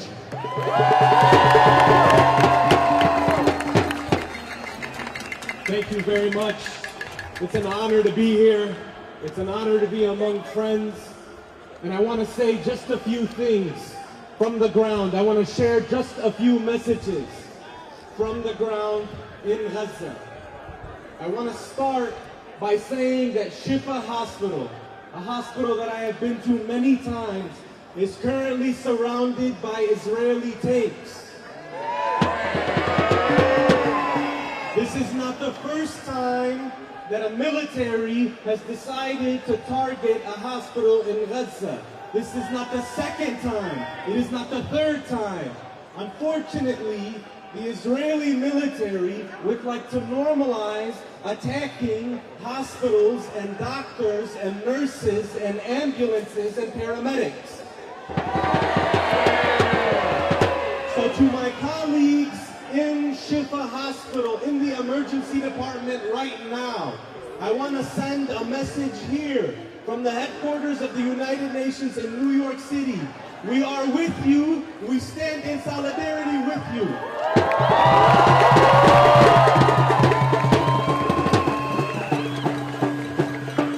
In June of last year, a child named Rasha, 10 years old, survived an Israeli airstrike on her home in Gaza City. Her and her brother Ahmed, who is only a year older than her, miraculously survived with their family. At that time, Rasha decided, as a 10-year-old in Gaza, that it was time for her to write a will. 3 months later, another missile from the Israeli military found Rasha, and this time killing her and Ahmed. I would like to read Rasha's will. I would like her words to be spoken here today. My will, if I become a martyr or pass away, please do not cry for me, because your tears cause me pain. I hope my clothes will be given to the needy, and my accessories should be shared between Rahaf, Sarah, Lana, and Batul. My monthly allowance of 50 shekels, 25 to Rahaf, and 25 to Ahmed.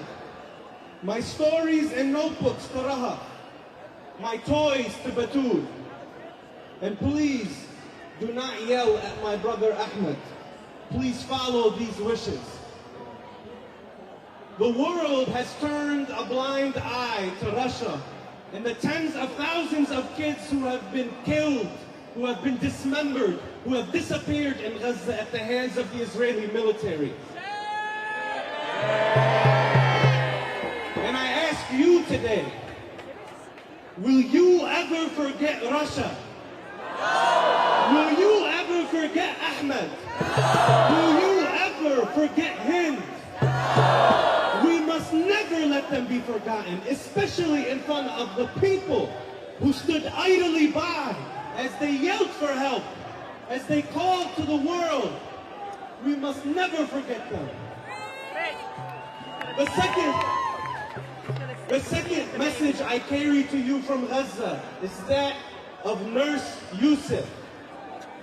He is a nurse that works in the pediatric intensive care units. He has watched as the military cut off electricity and as children in incubators at Rantisi Hospital suffocated to death and died alone. I told Yusuf that I would be here at this protest today, and his message to everyone here is to keep on fighting, is to keep on protesting.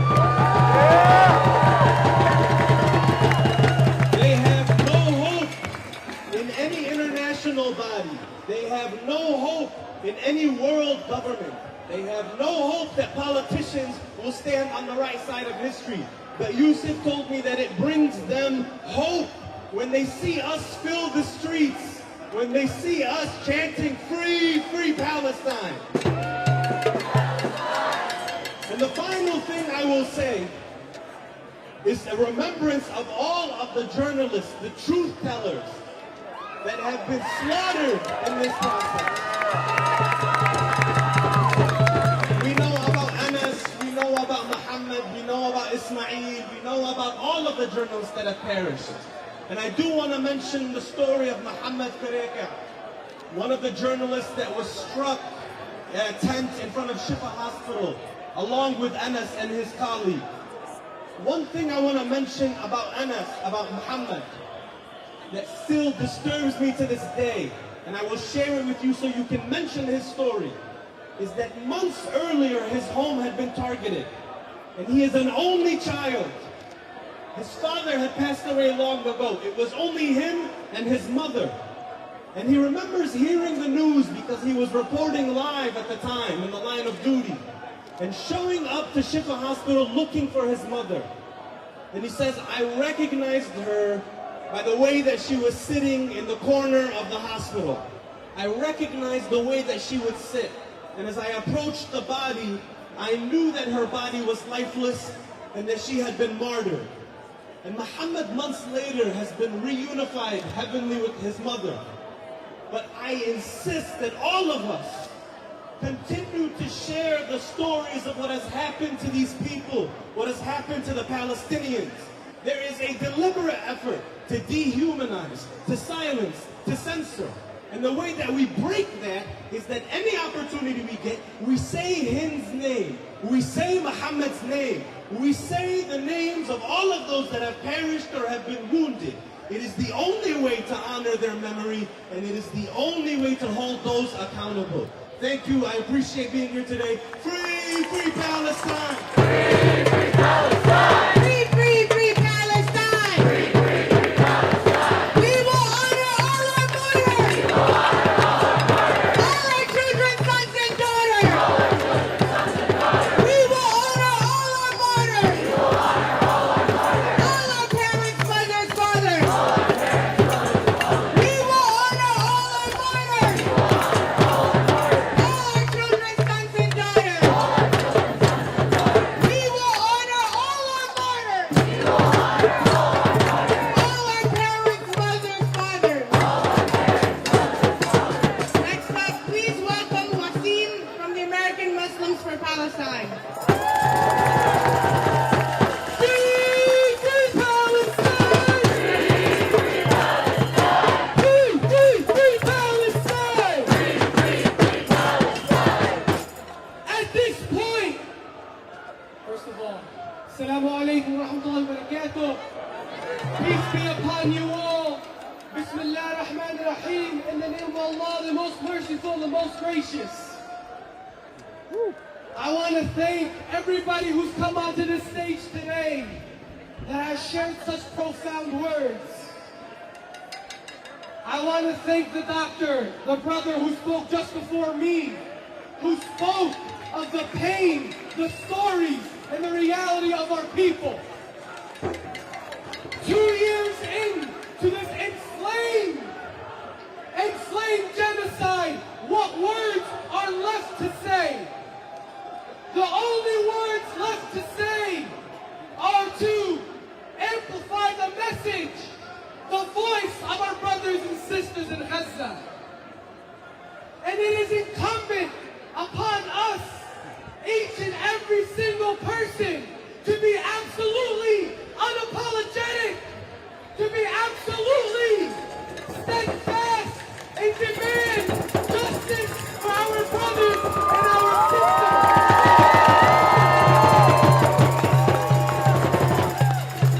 We must be unapologetic in denouncing the murder of all our brothers and sisters. We must not self-censor, just like what was said before, when they dehumanize us and they force language to be second-guessed. We must proudly say that our resistance is not only justified, it is an obligation.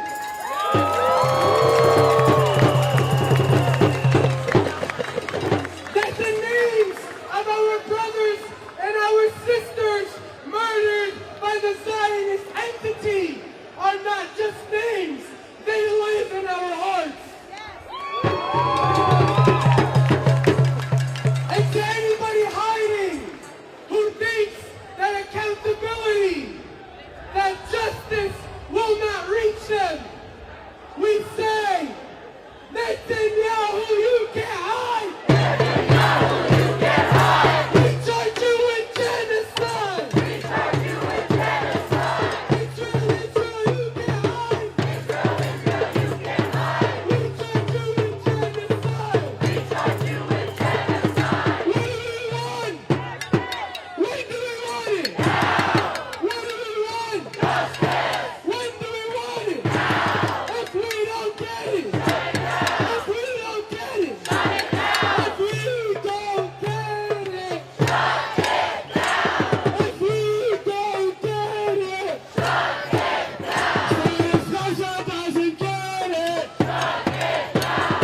Shut it down! Shut it down!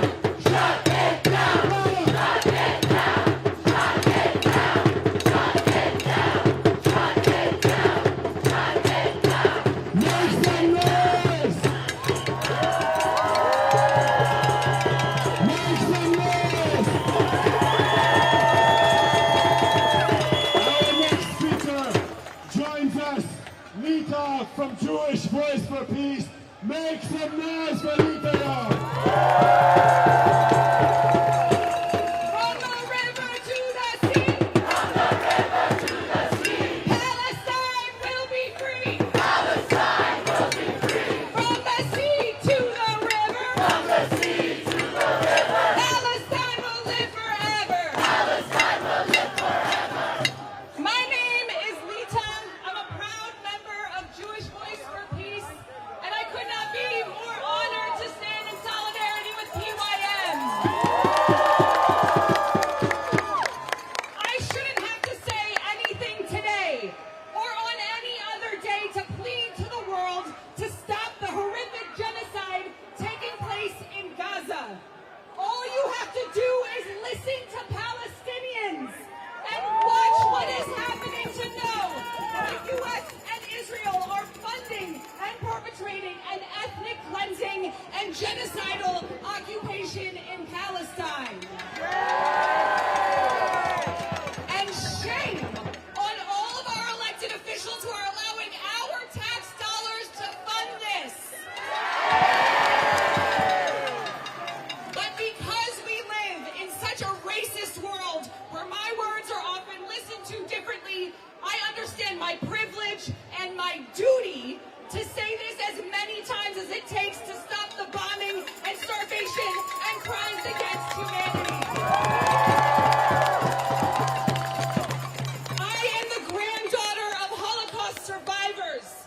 I am here to tell Netanyahu he is not welcome in our city, in our state, in our country. I was always taught never again must mean for anyone. Well, never again is now. I know what a Holocaust looks like. My family survived one and some did not. We have seen this before. The bombing, the starvation, the gas chambers, the siege, the racist rhetoric. Jews know this history well, and we are seeing it happen again before our very eyes to Palestinians. The Nazi Holocaust happened because the world let it. We cannot allow Israel's genocide in Gaza to continue. Jews must reject Zionism. It is a betrayal of our religion and our history. Judaism teaches us to stand up for justice and to always question those in power. I implore Jews around the world to do just that. It is long past due for all of us to stand on the right side of history and fight for a liberated Palestine. And I refuse to allow Netanyahu and Trump to use my Judaism and my family's history in the Holocaust to justify the occupation, apartheid state, and this genocide against the Palestinian people. I will end with this. This genocide is not about Jewish safety. Jews will never be safe until Palestinians are free with the right to return home. So I say, not in my name. I will continue to stand in solidarity with Palestinians against the racist ideology that is Zionism, which is rooted in settler colonialism, and I will continue to fight alongside this beautiful community that has spread across the world until Palestine is free. Never again is now. Not in my name. Free, free Palestine! Free, free Palestine! Free, free Palestine! Free, free Palestine! Free, free, free Palestine! Free, free, free Palestine! Netanyahu, you can't hide! Netanyahu, you can't hide! We charge you with genocide! We charge you with genocide! Donald Trump, you can't hide! Donald Trump, you can't hide! We charge you with genocide! We charge you with genocide! Next up, please join me in welcoming Francesca from the Democratic Socialists of America. Comrades, my name is Francesca. I'm speaking from the Democratic Socialists of America. I am also born and raised in Italy, where on Monday we saw a historic general strike for Palestine, demanding an end of all commercial, diplomatic, and military relationships with Israel. The strike saw mobilizations in over 70 cities. Every major port in the country was shut down. Protesters shut down the highway between Florence and Bologna. Protesters shut down train stations in Naples, in Turin. Over 1 million people were out, and this all happened without the support of any major parties, without the support of any major union. It happened because the dock workers from the port of Genoa, who for years have been striking and refusing to load ships with weapons to Israel, decided to say enough. We are tired to do the work that governments should be doing. And they pledged that if the flotilla was attacked, they would shut down the whole of Europe, and they did. Just 2 days after the strike, the Italian government sent a Navy ship to guard the flotilla and assist it.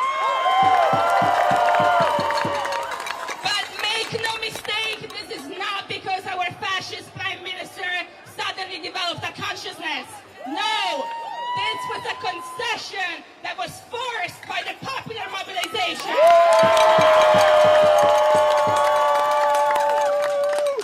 While Giorgia Meloni, our prime minister, is still pressuring the flotilla to hand off the aid instead of making it to Gaza, the flotilla remains steadfast. While she still provides airspace for the criminal Netanyahu to fly over Italian soil, we are still mobilizing. And this concession that was forced was through people's power, but it shows us a glimpse of what UN member countries could do if they wanted. it to. They could send ships to break the illegal siege on Gaza. They could fulfill their obligation to act to end the genocide. They could enact a full arms embargo. They could enact sanctions against Israel. But after 2 years of televised genocide, we know that accountability for Israel and its accomplices will not be given to us. We must take it by force. All across Italy, people are mobilizing. They are occupying squares all around the country. They're taking 100 squares with permanent occupations. The unions and the Palestinian diaspora organizations have called for a state of permanent agitation in the country, while we work in preparation for a second general strike that will happen. And it makes me truly emotional to tell you all of this, because for years we have not seen a mobilization of this size in Italy. Because for decades we have watched every labor right we had get dismantled. We have watched our healthcare and education get cut. Because when our government joined the criminal U.S. occupation of Iraq, we could not stop it. For decades we've watched every major social movement around the world pass us by, occupy the Arab Spring, protests against austerity in Lebanon, in Chile. All of this happened with hardly a blip in Italy until today.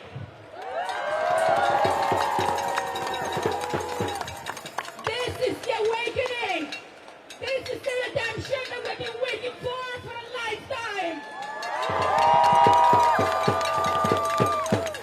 Despite the decades of neoliberalism, despite the subservience to the United States, despite the inaction of every major party, despite the paralysis in the face of rising fascism, today, thanks to Palestine, thanks to Gaza, we are up from our knees and we are standing.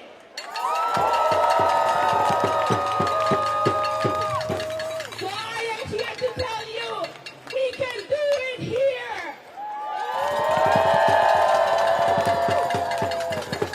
If you ever thought that it cannot happen in the United States, I am here to tell you you are wrong. Because up until 5 days ago, no one thought we could do it in Italy. And here we are. We can do it here. We can do it here if we commit to uniting struggles, from the struggle against ICE, to the struggle against police and prisons, to the struggle for Palestinian liberation.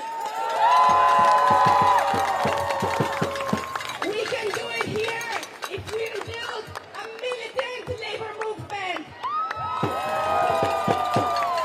Not a labor movement subservient to the parties in power, a labor movement willing to fight to defend the working class worldwide. We can do it here if we commit to building organizations that can move millions. Not to sign a petition and ask nicely to our legislators, organizations that would lead us in struggle, organizations that would build the power to strike, to take over our campuses, to shut down every port and every airport that is trafficking weapons.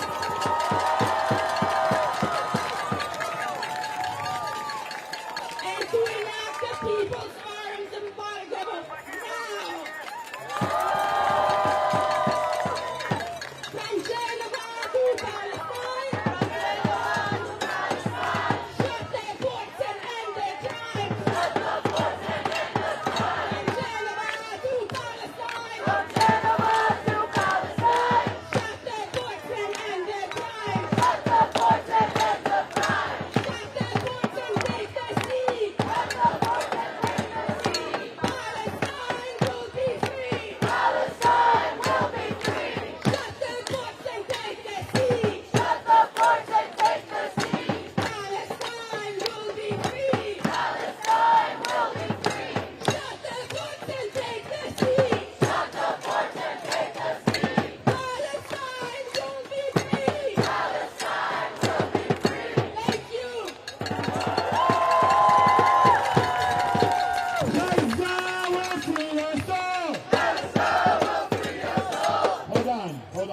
it over. We need more than that, guys. I know it's been a long day, but let's give it a little more than that.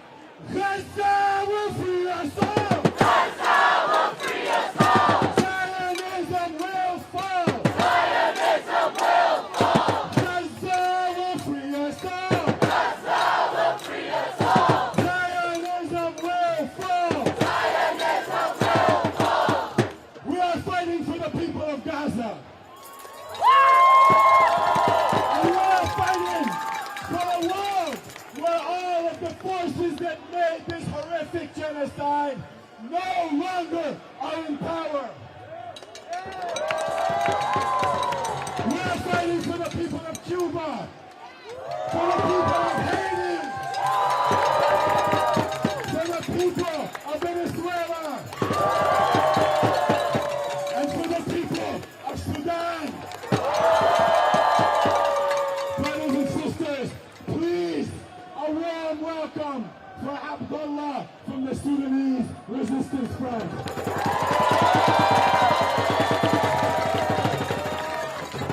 From Palestine to Sudan, free the people, free the land. Free the people, free the land. From Palestine to Sudan, free the people, free the land. Free the people, free the land. Assalamu alaikum, ya. My name's Abdullah. I'm from an organization called the Sudanese Resistance Front. We are an anti-imperialist mass Sudanese organization. Our goal is to organize the Sudanese masses against the primary contradiction, against this biggest op, imperialism. Imperialism is the highest stage of capitalism. It's what's wrenching every single one of us. Capitalism is the reason you can't eat. You can't decide what your labor does. You can't afford your rent. You can't afford food. You can't even send your kids to a proper school. You can't even get health care. And we know this. We know the system is done. We also know that capitalism is the reason why a few nations can decide the affairs of the rest of the world. Specifically the U.S. wants to decide the rest of the world's labor, what the resources go, and what people do with their efforts. We say, fuck out of here! Imperialism is aggressing itself upon the rest of the globe, and Sudan is one expression of it. In Sudan right now, 40 million plus people are pulled into an active war zone based off of aggression coordinated by the United States, the United Arab Emirates, and the rest of the imperialist powers. The United States steamrolls weapons into the United Arab Emirates. It makes it its major financial and defensive partner, and it pushes normalization across the region. Same it again. The UAE supplies the Rapid Support Forces weapons in Sudan. They have besieged Western Sudan, and right now have encircled a city called El-Fasher. It is at a level 5 famine. 40 million people in Sudan, half of them subject to starvation, even though we have enough land and labor to produce enough food for all of us. Yet half of us are starving? That shit makes no sense. And all the while, the United States throws sanctions on the whole country. All the while, the United States negotiates with the UAE. And all the while, the Sudanese people, while under this increased aggression, have never faltered on their position on Gaza. Have never faltered on their position on Palestine.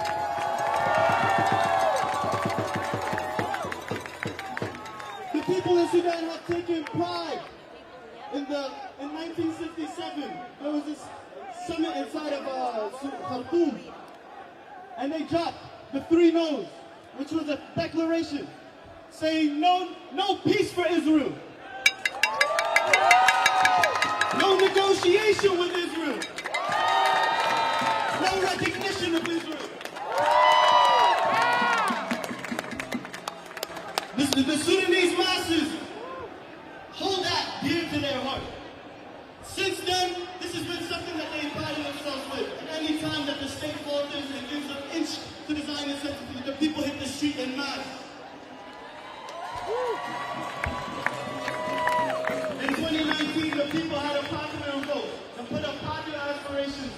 free Sudan, one that's decided by the people and for the people.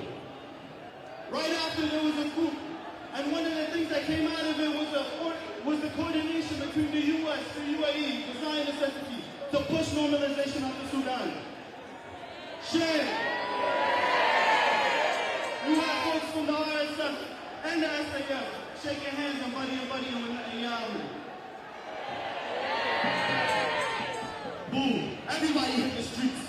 Millions of people took the streets immediately after this to express their rage. And even during the current condition, in which the RSF is the sharpest expression of imperialist aggression to Sudan, the UAE continues to present its plans for Sudan as something in the benefit of the Zionist entity, the benefit of the United States, and the benefit of the imperialists. One of the primary goals that they have is to annex the whole of the Western Sudan. UAE propagandists have positioned that Sudan is in the benefit of Iran. It comes into the material support of Hamas, and that the RSF is playing a beneficial role against Iran and Hamas. Fuck out of here. And I want to leave it at this. The masses of people have rejected it, and they will continue to reject it. But we have to be very clear as to what the enemy is, and who the enemy is, and by which means they operate. When we think about the ways in which weapons flow from the United States out to the Zionist entity, we cannot ignore the United Arab Emirates. Next, a campaign which PY and the comrades all across the world have been very successful in stopping the supply of weapons from the U.S. to the Zionist entity, continues to supply the weapons to the Zionist entity through the UAE. We unite with the Palestinian youth movement and the people of the world when we say arms embargo now. The Zionist entity is in its final stage. It is in its final chapter. The death of the Zionist entity is in the benefit of the Sudanese masses. It is in the benefit of the Palestinian masses. It is in the benefit of the masses of the world. And on that note, free the people, free the land. Free the people, free the land. We demand a free Sudan. We demand a free Sudan. New York City, USA.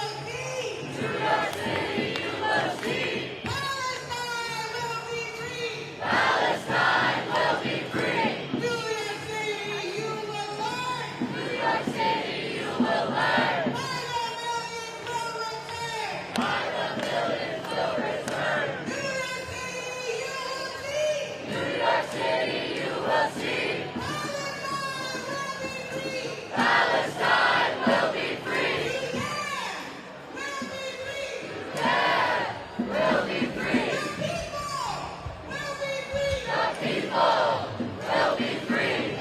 Everybody give it up for our next speaker, Roland Weiss from the Jamaica.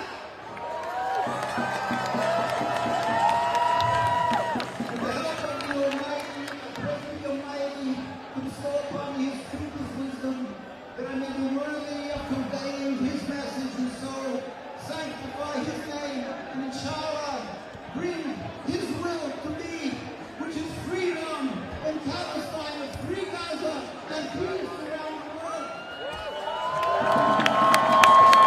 We are here today because this week is the gathering of the leaders of nations around the world in the United Nations General Assembly, where they are judging and deciding how many millions of people die, God forbid, what wars they want to do, what murder. At the same time, they have the prerogative, as we say in our high holy days, God should give into the hearts, into the minds of the leaders that they should strive for peace. We just said that yesterday. We are pleading with the world leaders. How long is the charade going to go on? Judaism is a religion of over 3,000 years to be subservient to God. It is not occupation. It is not a nationalism. Zionism is bogus. It just started 140 years ago around. It is evil in its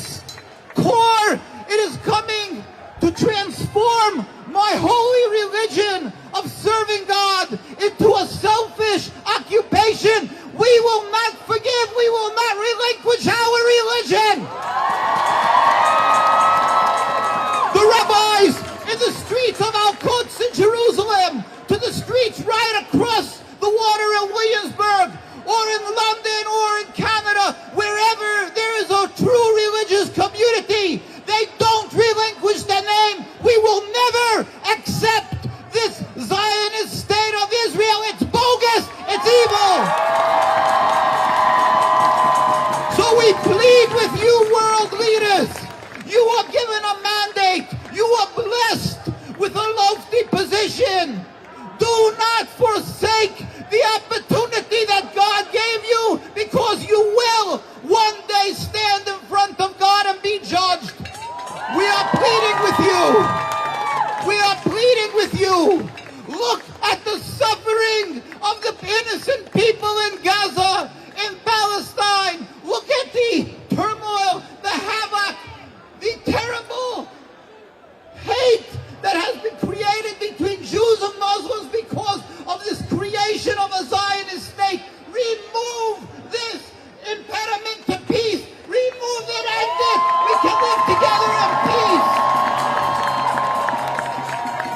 God will help, because God is compassionate. And we always believe in God. He will bring an end to this injustice. There will be an end to the occupation entirely.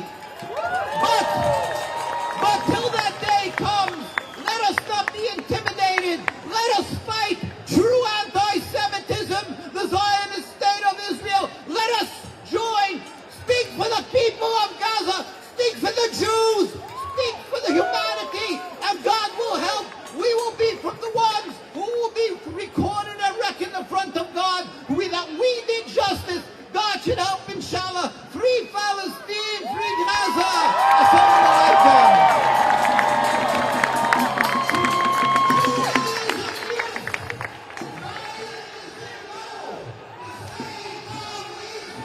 Let's go.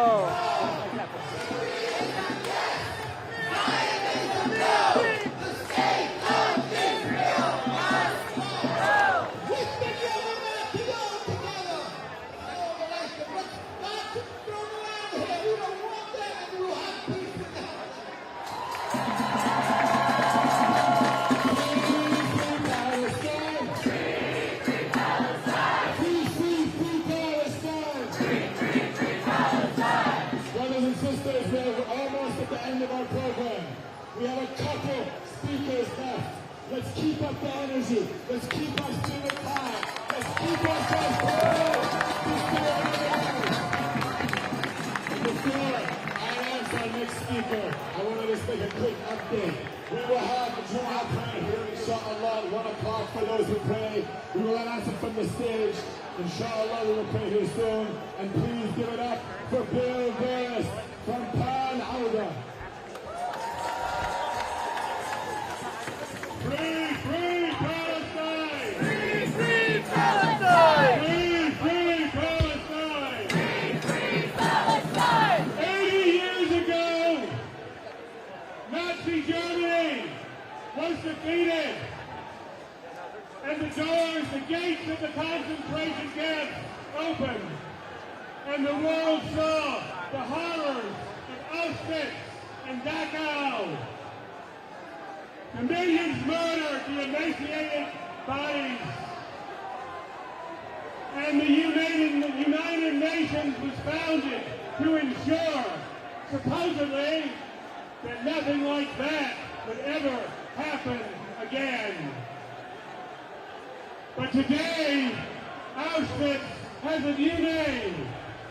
It is Gaza. And Adolf Eichmann has a new name.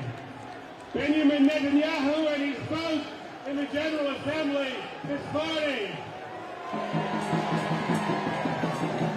I call him Eichmann, not Hitler, because his boss, Hitler, who was reborn as Donald Trump, spoke on Monday. These criminals share a common agenda. the removal, the elimination of the Palestinian people from the land of Palestine. It's an agenda they share with Macron and Starmer and the princes of Arabia, all of whom are scheming with all kinds of plans. While the bombs are falling, while the U.S.-made missiles and bombs are falling on the children and women and men and elders of Palestine, they're talking about 21-point plans and this plan and that plan, none of which involve the people of Palestine. But no one has a right to any say in the future of Palestine other than the Palestinian people. However, also this week we heard another voice. It answered the call of Palestinian civil society and non-governmental organizations. President Gustavo Petro of Colombia called on the UN General Assembly to use its power to unite for peace, which means going around the tyranny of the Security Council, no more veto, and he's introducing a resolution calling for a complete arms embargo on the racist state of Israel, for complete sanctions on the racist state of Israel, and for a multinational protective force from the global south to unite and go to Gaza. Let me share his words. We invite the nations of the world and their peoples as an integral part of humanity to bring together weapons and armies to defend Palestine. I invite the armies of Asia and the great Slavic people who defeated Hitler and Latin American people of Bolivar and Africa. We have enough of words. Today we use the slogan of Bolivar, freedom or death. Washington and NATO are killing democracy and spreading totalitarianism. We need to raise the red and black banner flag of resistance. We call upon the people of the world, the nations of the world, to join in this call, to say no to the U.S., no to France, no to Britain, no to Saudi Arabia, and to join together to protect the people of Palestine, because the cause of Palestine is the common cause of all humanity. And from the United States and France and Britain, all we want is get the hell out. Because without your bombs, and Germany too, without your guns and bombs and money, there is no genocide and there is no racist state of Israel. So I want to salute this proposal by Colombia, and we hope all the nations of the world join in. Viva Colombia! Viva Palestina! Viva Colombia! Viva Palestina! Viva Colombia! Viva Palestina! Viva Palestina! You want to wander in?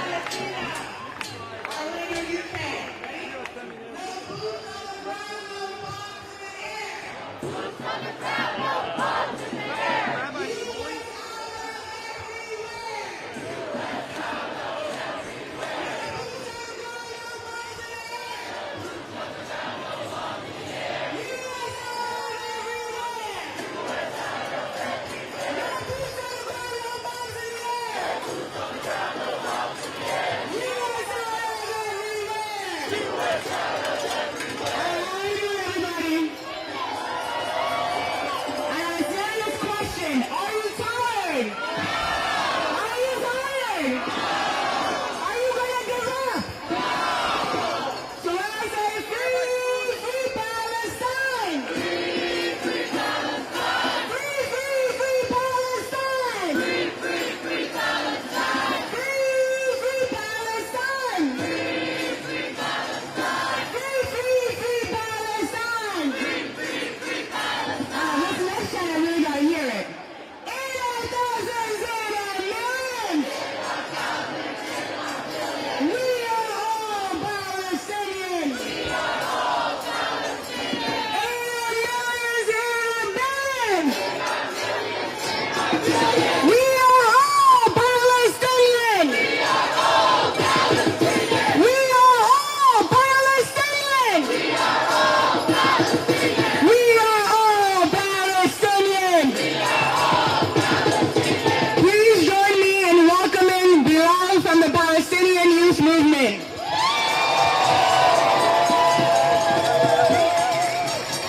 Assalamu alaikum. Good afternoon, friends and comrades. My name is Bilal, and I'm an organizer with the Palestinian Youth Movement and the Mask Off Mask campaign. A grassroots international campaign calling on Maersk to end its shipment of military cargo from our ports. Over the last year, the Mask Off Mask campaign has exposed the role of governments across the globe for their shipments of military cargo to Israel. And today, these same governments are in our city. In our thousands, we're here to remind them that the masses of this country and the entire globe have one unshakable demand: an immediate arms embargo on Israel. For the last few years, the United States has enabled the most horrific war crimes of our lifetime. Every day, U.S. manufactured and subsidized weapons are shipped to Israel, where they are used to destroy Palestinian homes, demolish Palestinian hospitals, and target entire villages with the intent of fully depopulating Palestinians from Gaza. Shame! And as we grieve the loss of every Palestinian murdered for daring to remain on their ancestral homelands, we must remember that we must continue to fight. We must continue to struggle because we know exactly how this genocide is being facilitated and carried out. We know exactly how the U.S. is continuing to fund and facilitate the war. We know the weapons companies and corporations and transport companies that are providing the weapons for the genocide.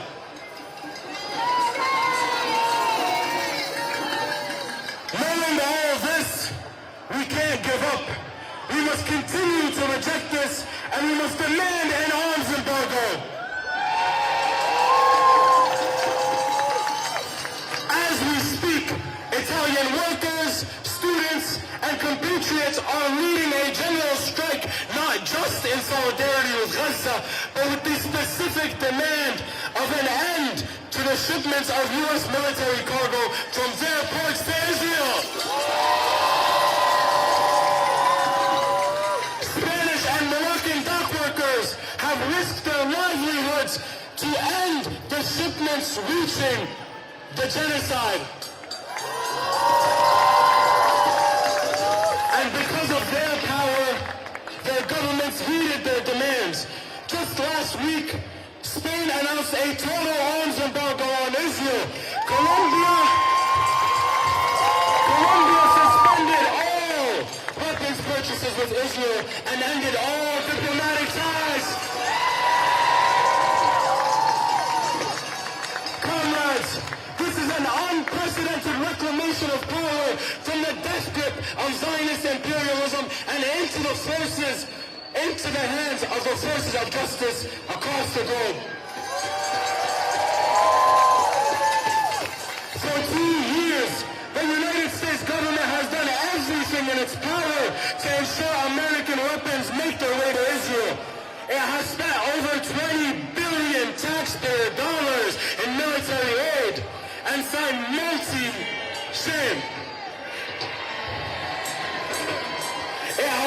multi-million-dollar contracts with Lockheed Martin, and despite this, it could not stop the world from fighting back. It cannot stop us from fighting back. To the UN member states gathered here today, to the Arab states who sit mere kilometers away while their fellow Arabs are being forcibly starved by Israel, history is asking you a question. Will you choose justice or will you choose genocide?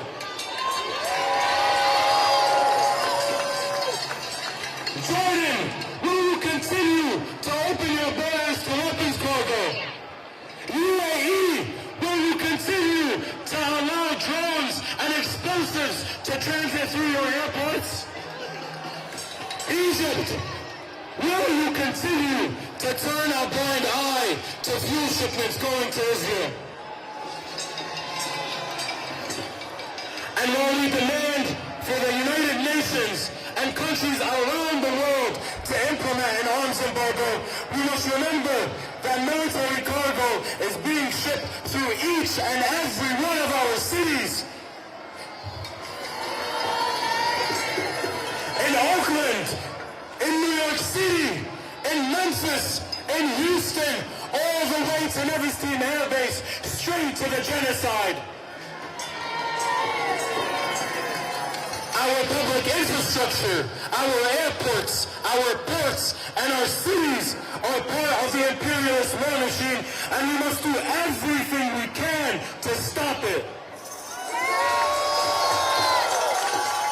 We must demand an end to the militarization of public infrastructure.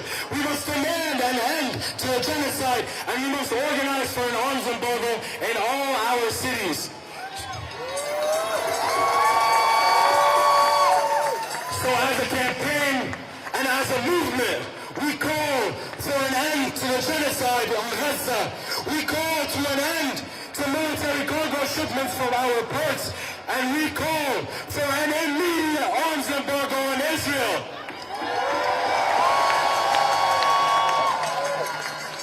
No more shipping Israeli cargo! No more shipping Israeli cargo! We demand an arms embargo! We demand an arms embargo! No more shipping Israeli cargo! We demand an arms embargo! We demand an arms embargo! We demand an arms embargo! We demand an arms embargo! Mask, drop your cargo! Mask, drop your cargo! We demand an arms embargo! We demand an arms embargo! We demand an arms embargo! We want justice, you say how? We want justice, you say how? Arms embargo now! Arms embargo now! We want justice, you say how? We want justice, you say how? Arms embargo now! Arms embargo now! We want justice, you say how? Lift the siege on Gaza now! We want justice, you say how? Arms embargo now! Free Palestine! Free Palestine! Free Palestine! Free Palestine! Free Palestine! From the river to the sea! Palestine will be free! From the river to the sea! Palestine will be free! We want justice, we say now! Let's get Caesar Gaza now! We want justice, we say now! Let's get Caesar Gaza now! Sanctions! Embargo! No more shipping Israeli cargo! Sanctions! Embargo! No more shipping Israeli cargo! Sanctions! Embargo! No more shipping Israeli cargo! Sanctions! Embargo! No more shipping Israeli cargo! Sanctions! Embargo! No more shipping Israeli cargo! Sanctions! Embargo! No more shipping Israeli cargo! Viva, viva Palestina! Viva, viva Palestina! Lucha, lucha Palestina! Viva, viva Palestina! Viva, viva Palestina! Lucha, lucha Palestina! Lucha, lucha Palestina! Lucha, lucha Palestina! Make some noise!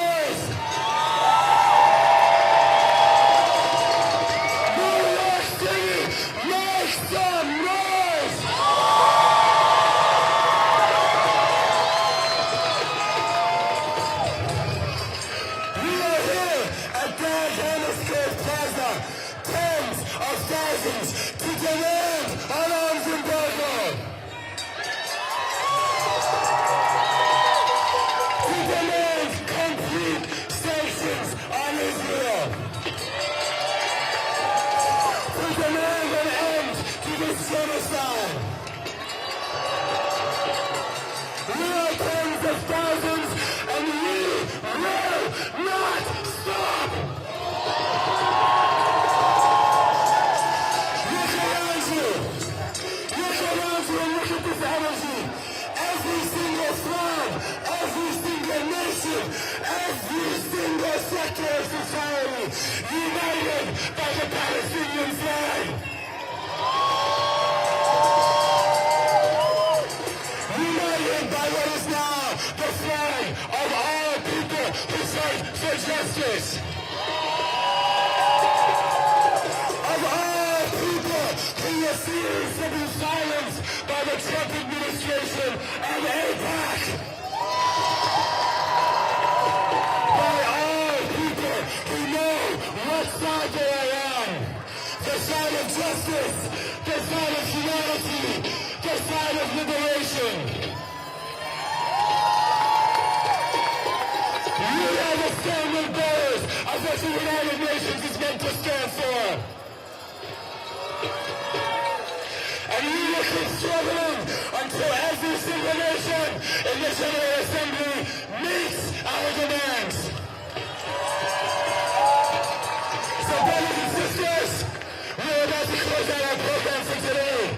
But I want to leave us with two urgent tasks, two things we must commit to for the people of Palestine, for the people of Gaza, and for all of us. On October 4th, an international day of action in concert at the same time with the 2 years of this horrific United States Israeli genocide. We will march all over the world.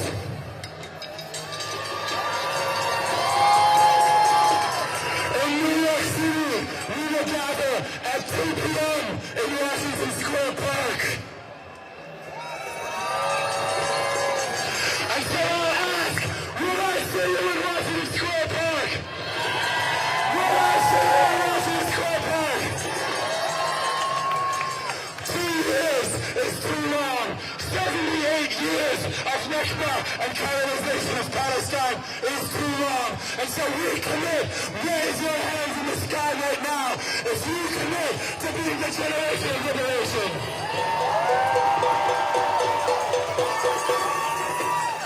We commit to staying united, every nation in the world, every sector of the society under the banner of Palestine. And so if we get organized for October 1st, we will be at the People's Forum on Monday, 6:30 for our volunteer meeting. To get organized against AIPAC, to get organized for October 1st, to get organized against Maersk for our arms embargo, and for the complete cessation and cession of this genocide. So we'll close with this. Reminder, we will pray Jum'ah here at 1 p.m. And as we get ready to close out, as we continue organizing with our days, with our struggle in every sector, last chant from the bottom of your chest, as loud as you can. Let's show them you're not tired. Let's show them you'll never stop. Let's show them the people of North America, of the entire world, are with the people of Palestine. Palestine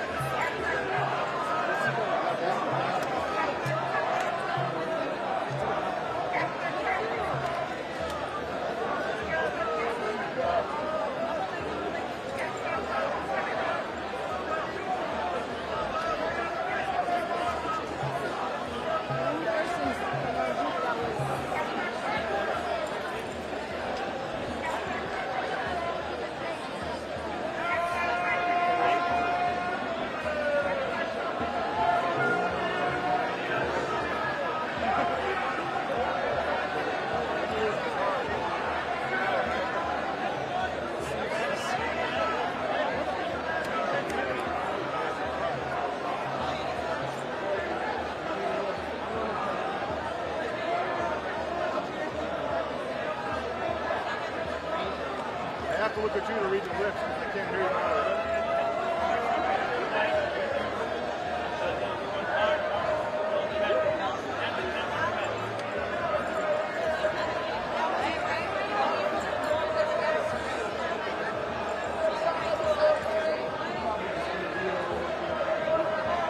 My name is Jim Sues, S-U-E-S. I'm from New Jersey. I'm the director of the New Jersey chapter of the Council for Social Justice, which is a project of the Islamic Circle of North America. We're here at this protest, of course. Prime Minister Netanyahu spoke at the UN General Assembly today. We think it's a travesty. There's a genocide going on. He's a war criminal. It's just no question about that. That he was even allowed to speak at the UN. It's a travesty, and it's an insult to the other law-abiding members of the United. So we just came here to have a voice, as a lot of people have. It's a huge crowd up here.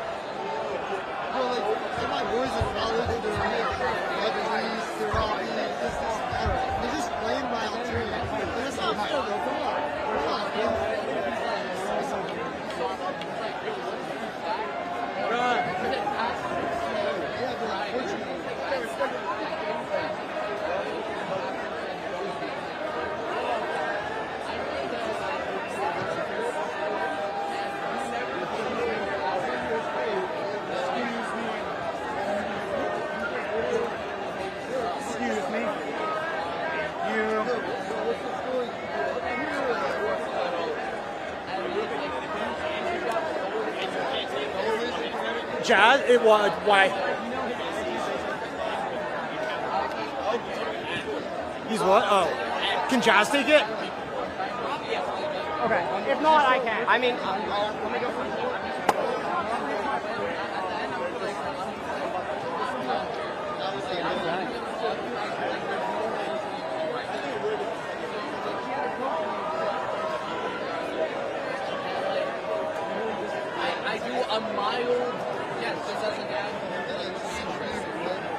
Can you drop these in the cord bag?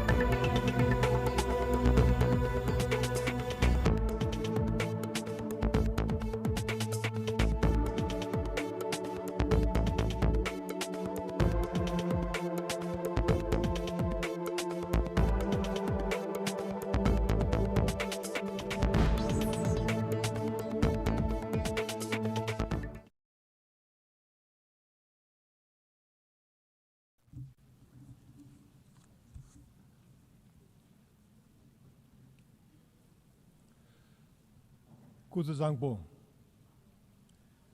Madam President, Mr. Secretary General, Excellencies, distinguished delegates, I bring the warm greetings of His Majesty King Jigme and the prayers of the people of Bhutan for peace, harmony, and progress in our world. Excellencies, 80 years ago, from the devastation of the Second World War, the founders of the United Nations dared to imagine a world at peace. They chose cooperation over conflict, dialogue over division, and hope over despair. They built an institution to protect humanity from its worst instincts and higher risks. Today, our challenge is different, but no less urgent. A planet in a climate crisis, persistent poverty, and conflicts that shatter lives and erode trust among our nations.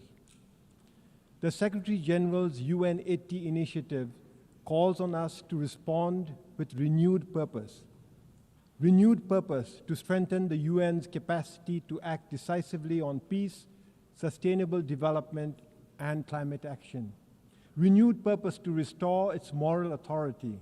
Renewed purpose to make it fit for the purpose of our collective future. Bhutan believes in a United Nations that is representative, responsive, and effective. We seek a multilateralism that delivers results, not just resolutions. That is why Bhutan supports reform of the United Nations, including reform of the Security Council, expanding both permanent and non-permanent membership. A reformed Security Council must include deserving nations such as India and Japan, alongside other capable and leading countries to reflect today's complex realities. As we look toward the UN at 100, let us commit to a world where peace is the norm, where climate is stable, and where every child, no matter where they are born, has the opportunity to grow as productive members of our global community. Bhutan will be an active partner on this journey. We will speak for the poor and vulnerable. We will champion sustainability and climate action. We will promote gross national happiness as an alternate measure of success to the conventional gross domestic product. Excellencies, reform of the United Nations must serve a purpose beyond itself. It must equip the United Nations to confront the defining challenge of our times, the climate crisis.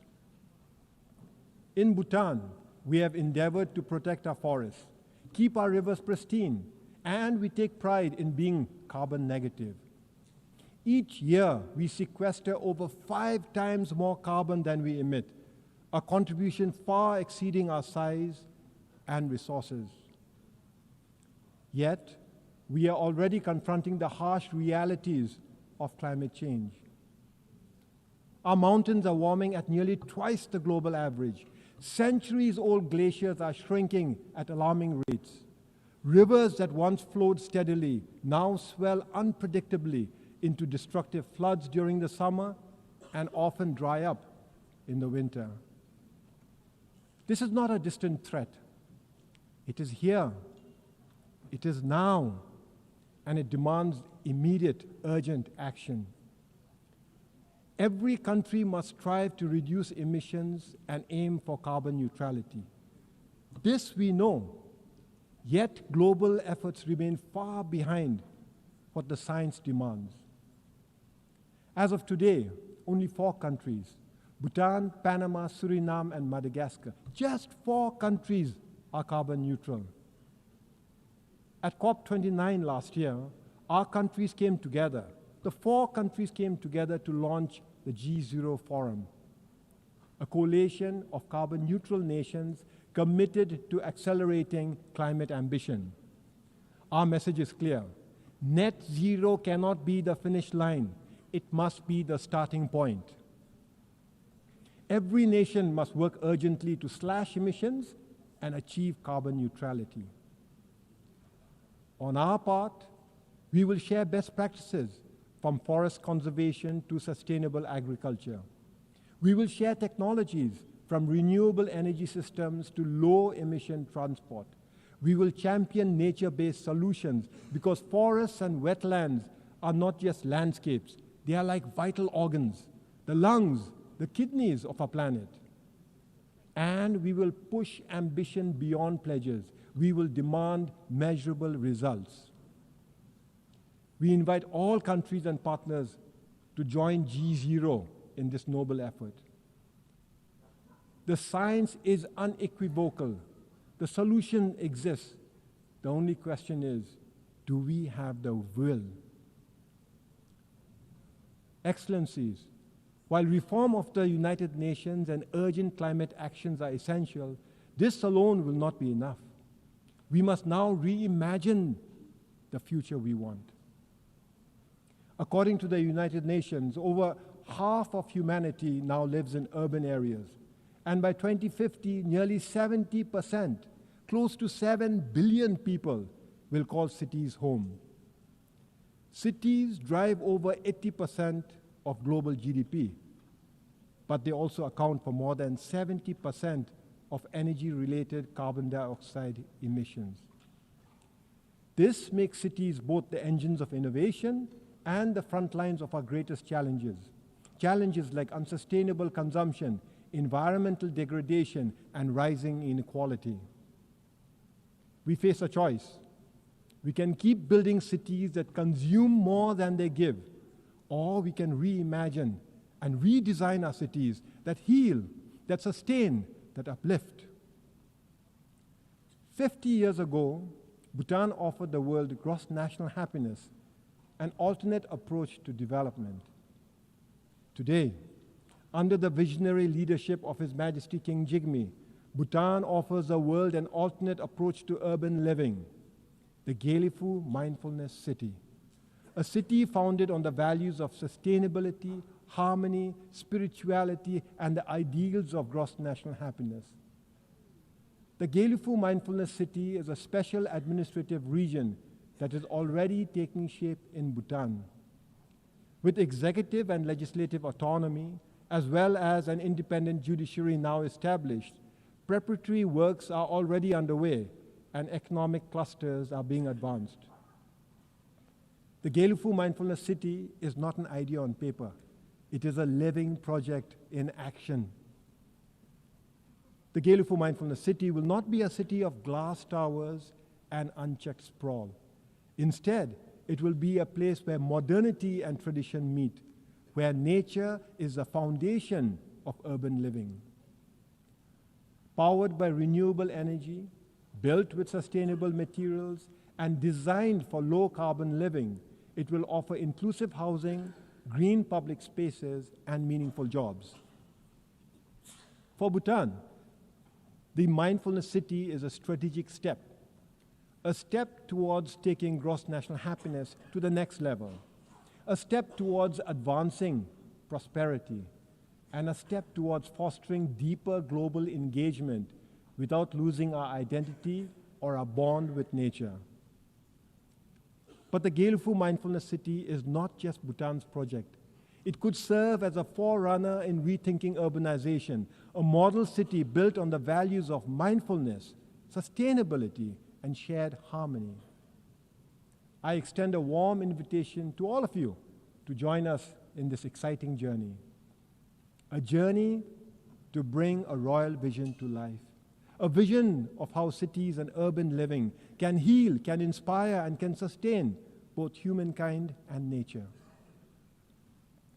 Excellencies, the founders of the United Nations gave us more than an institution. They gave us an inheritance of hope and the solemn responsibility to carry that hope forward. In this spirit, and mindful of the troubled times we live in, I have the pleasure of announcing that Bhutan will host the Global Peace Prayer Festival later this year. From the 4th to the 17th of November this year, the Global Peace Prayer Festival will unite spiritual masters, scholars, and practitioners from across the world and across traditions in a common aspiration for peace, healing, and harmony. Through the recitation of the Melam Chemo, or Global Peace Prayers, the sacred Bhazaguru Mantra, the Kala Chakra empowerment, and the powerful Jabji Gep ritual, Bhutan seeks to offer not only a spiritual event, but also a diplomatic and cultural contribution to world peace. For Bhutan, it is both a privilege and a prayer that in these turbulent times, the voice of a small Himalayan nation can help nurture the great cause of peace for all humanity. We extend a warm welcome to all who wish to join the Global Peace Prayer Festival. Excellencies, this is our moment. Let ours be the generation that reforms the United Nations, the generation that confronts the climate crisis with urgency and unity, the generation that makes peace not merely the absence of war, but the presence of justice, opportunity, and dignity for all. And when the United Nations marks its 100th anniversary, we will proudly affirm that we honored the vision of those who came before us and inspired hope for those who will follow. Thank you for your kind attention. Tashidila.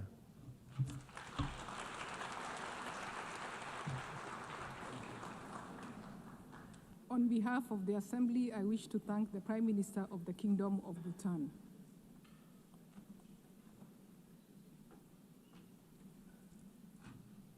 The Assembly will hear an address by Her Excellency Mia Amo Motley, Prime Minister and Minister for National Security and the Public Service, and Minister for Finance, Economic Affairs and Investment of Barbados.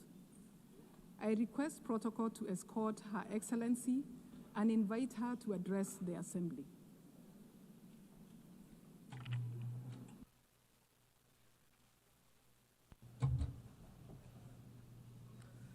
Thank you very much, Madam President, Excellencies, distinguished ladies and gentlemen.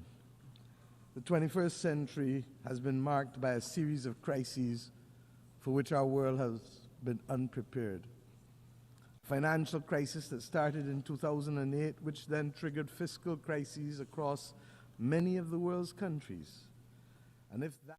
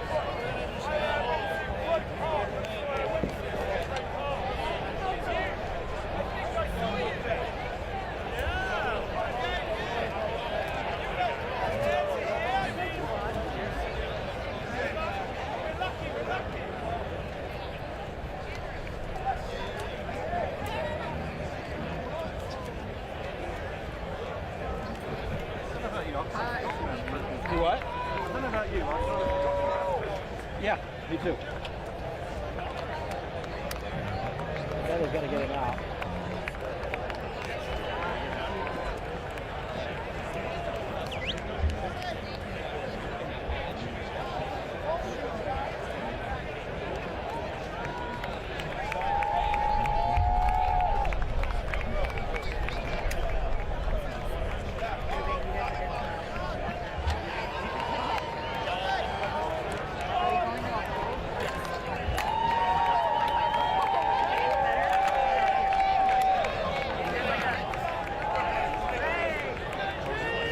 What's up? This one? Yeah. Wonder whose that was? Yeah, you got it. I know what you mean. I work for Team USA, TGA. Oh, that's what you do? Yeah.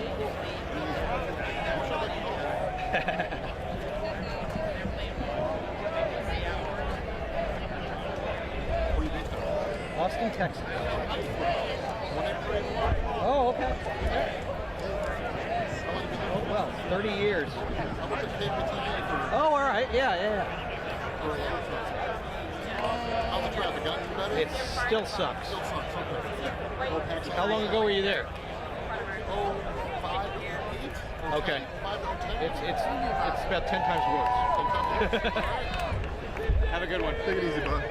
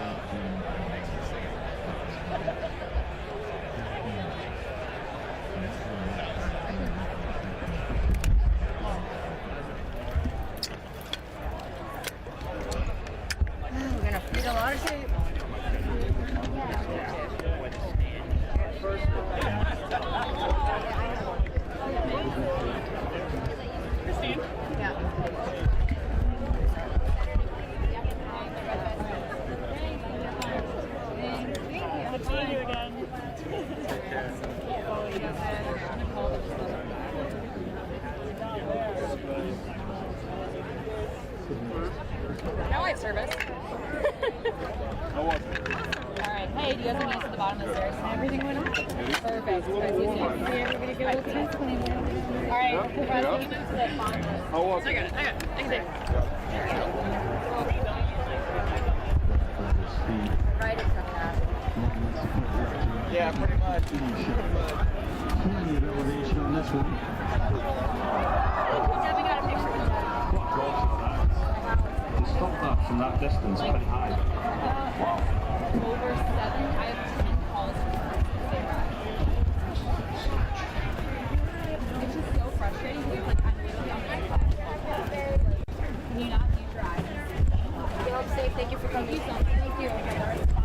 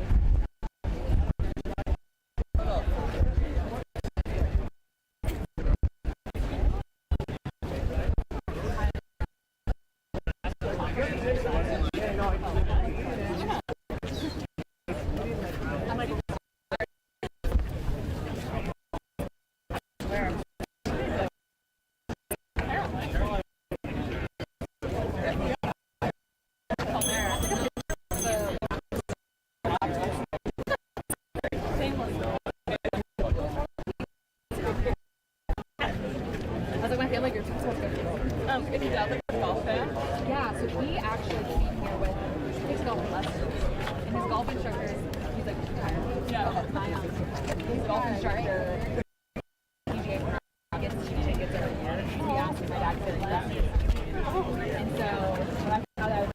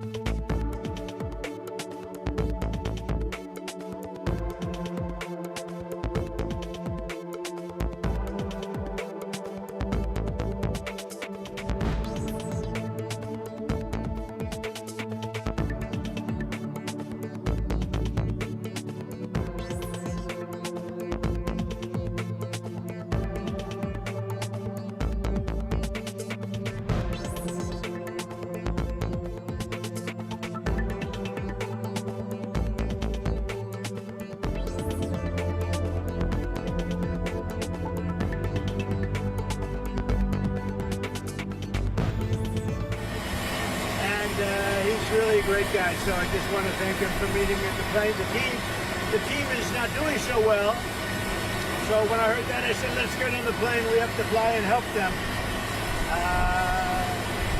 They lost 3 matches and they're tied in 1. So that's not so well, but we'll get it done. One way or the other, we'll get it done. Any questions for Mr. President? Are you looking forward to watching the matches today? Will you give a pep talk to the USA? I'll be Newt Rockney. You know, I went with Randy Levine 2 weeks ago, right? Were you there? The Yankees. And with the Steinbrenner family, and it looked like they weren't going to make the playoffs.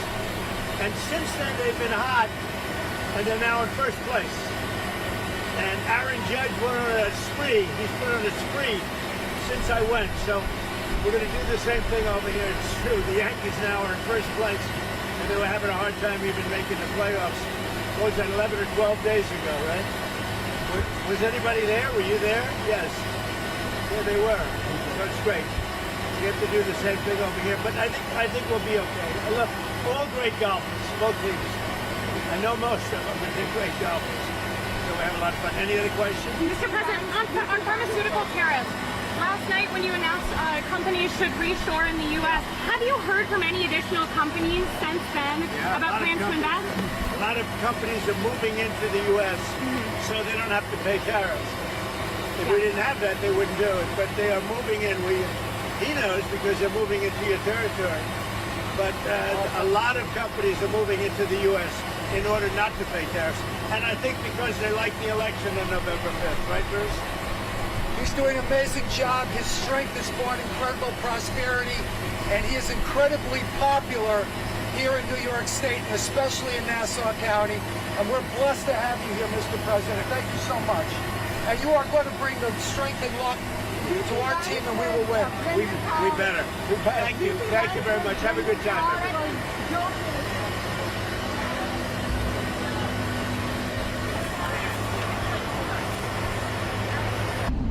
Train comes out from, you get the Long Island Railroad. It goes all the way out to Montauk. Oh. It stops all from Queens all the way out to Montauk.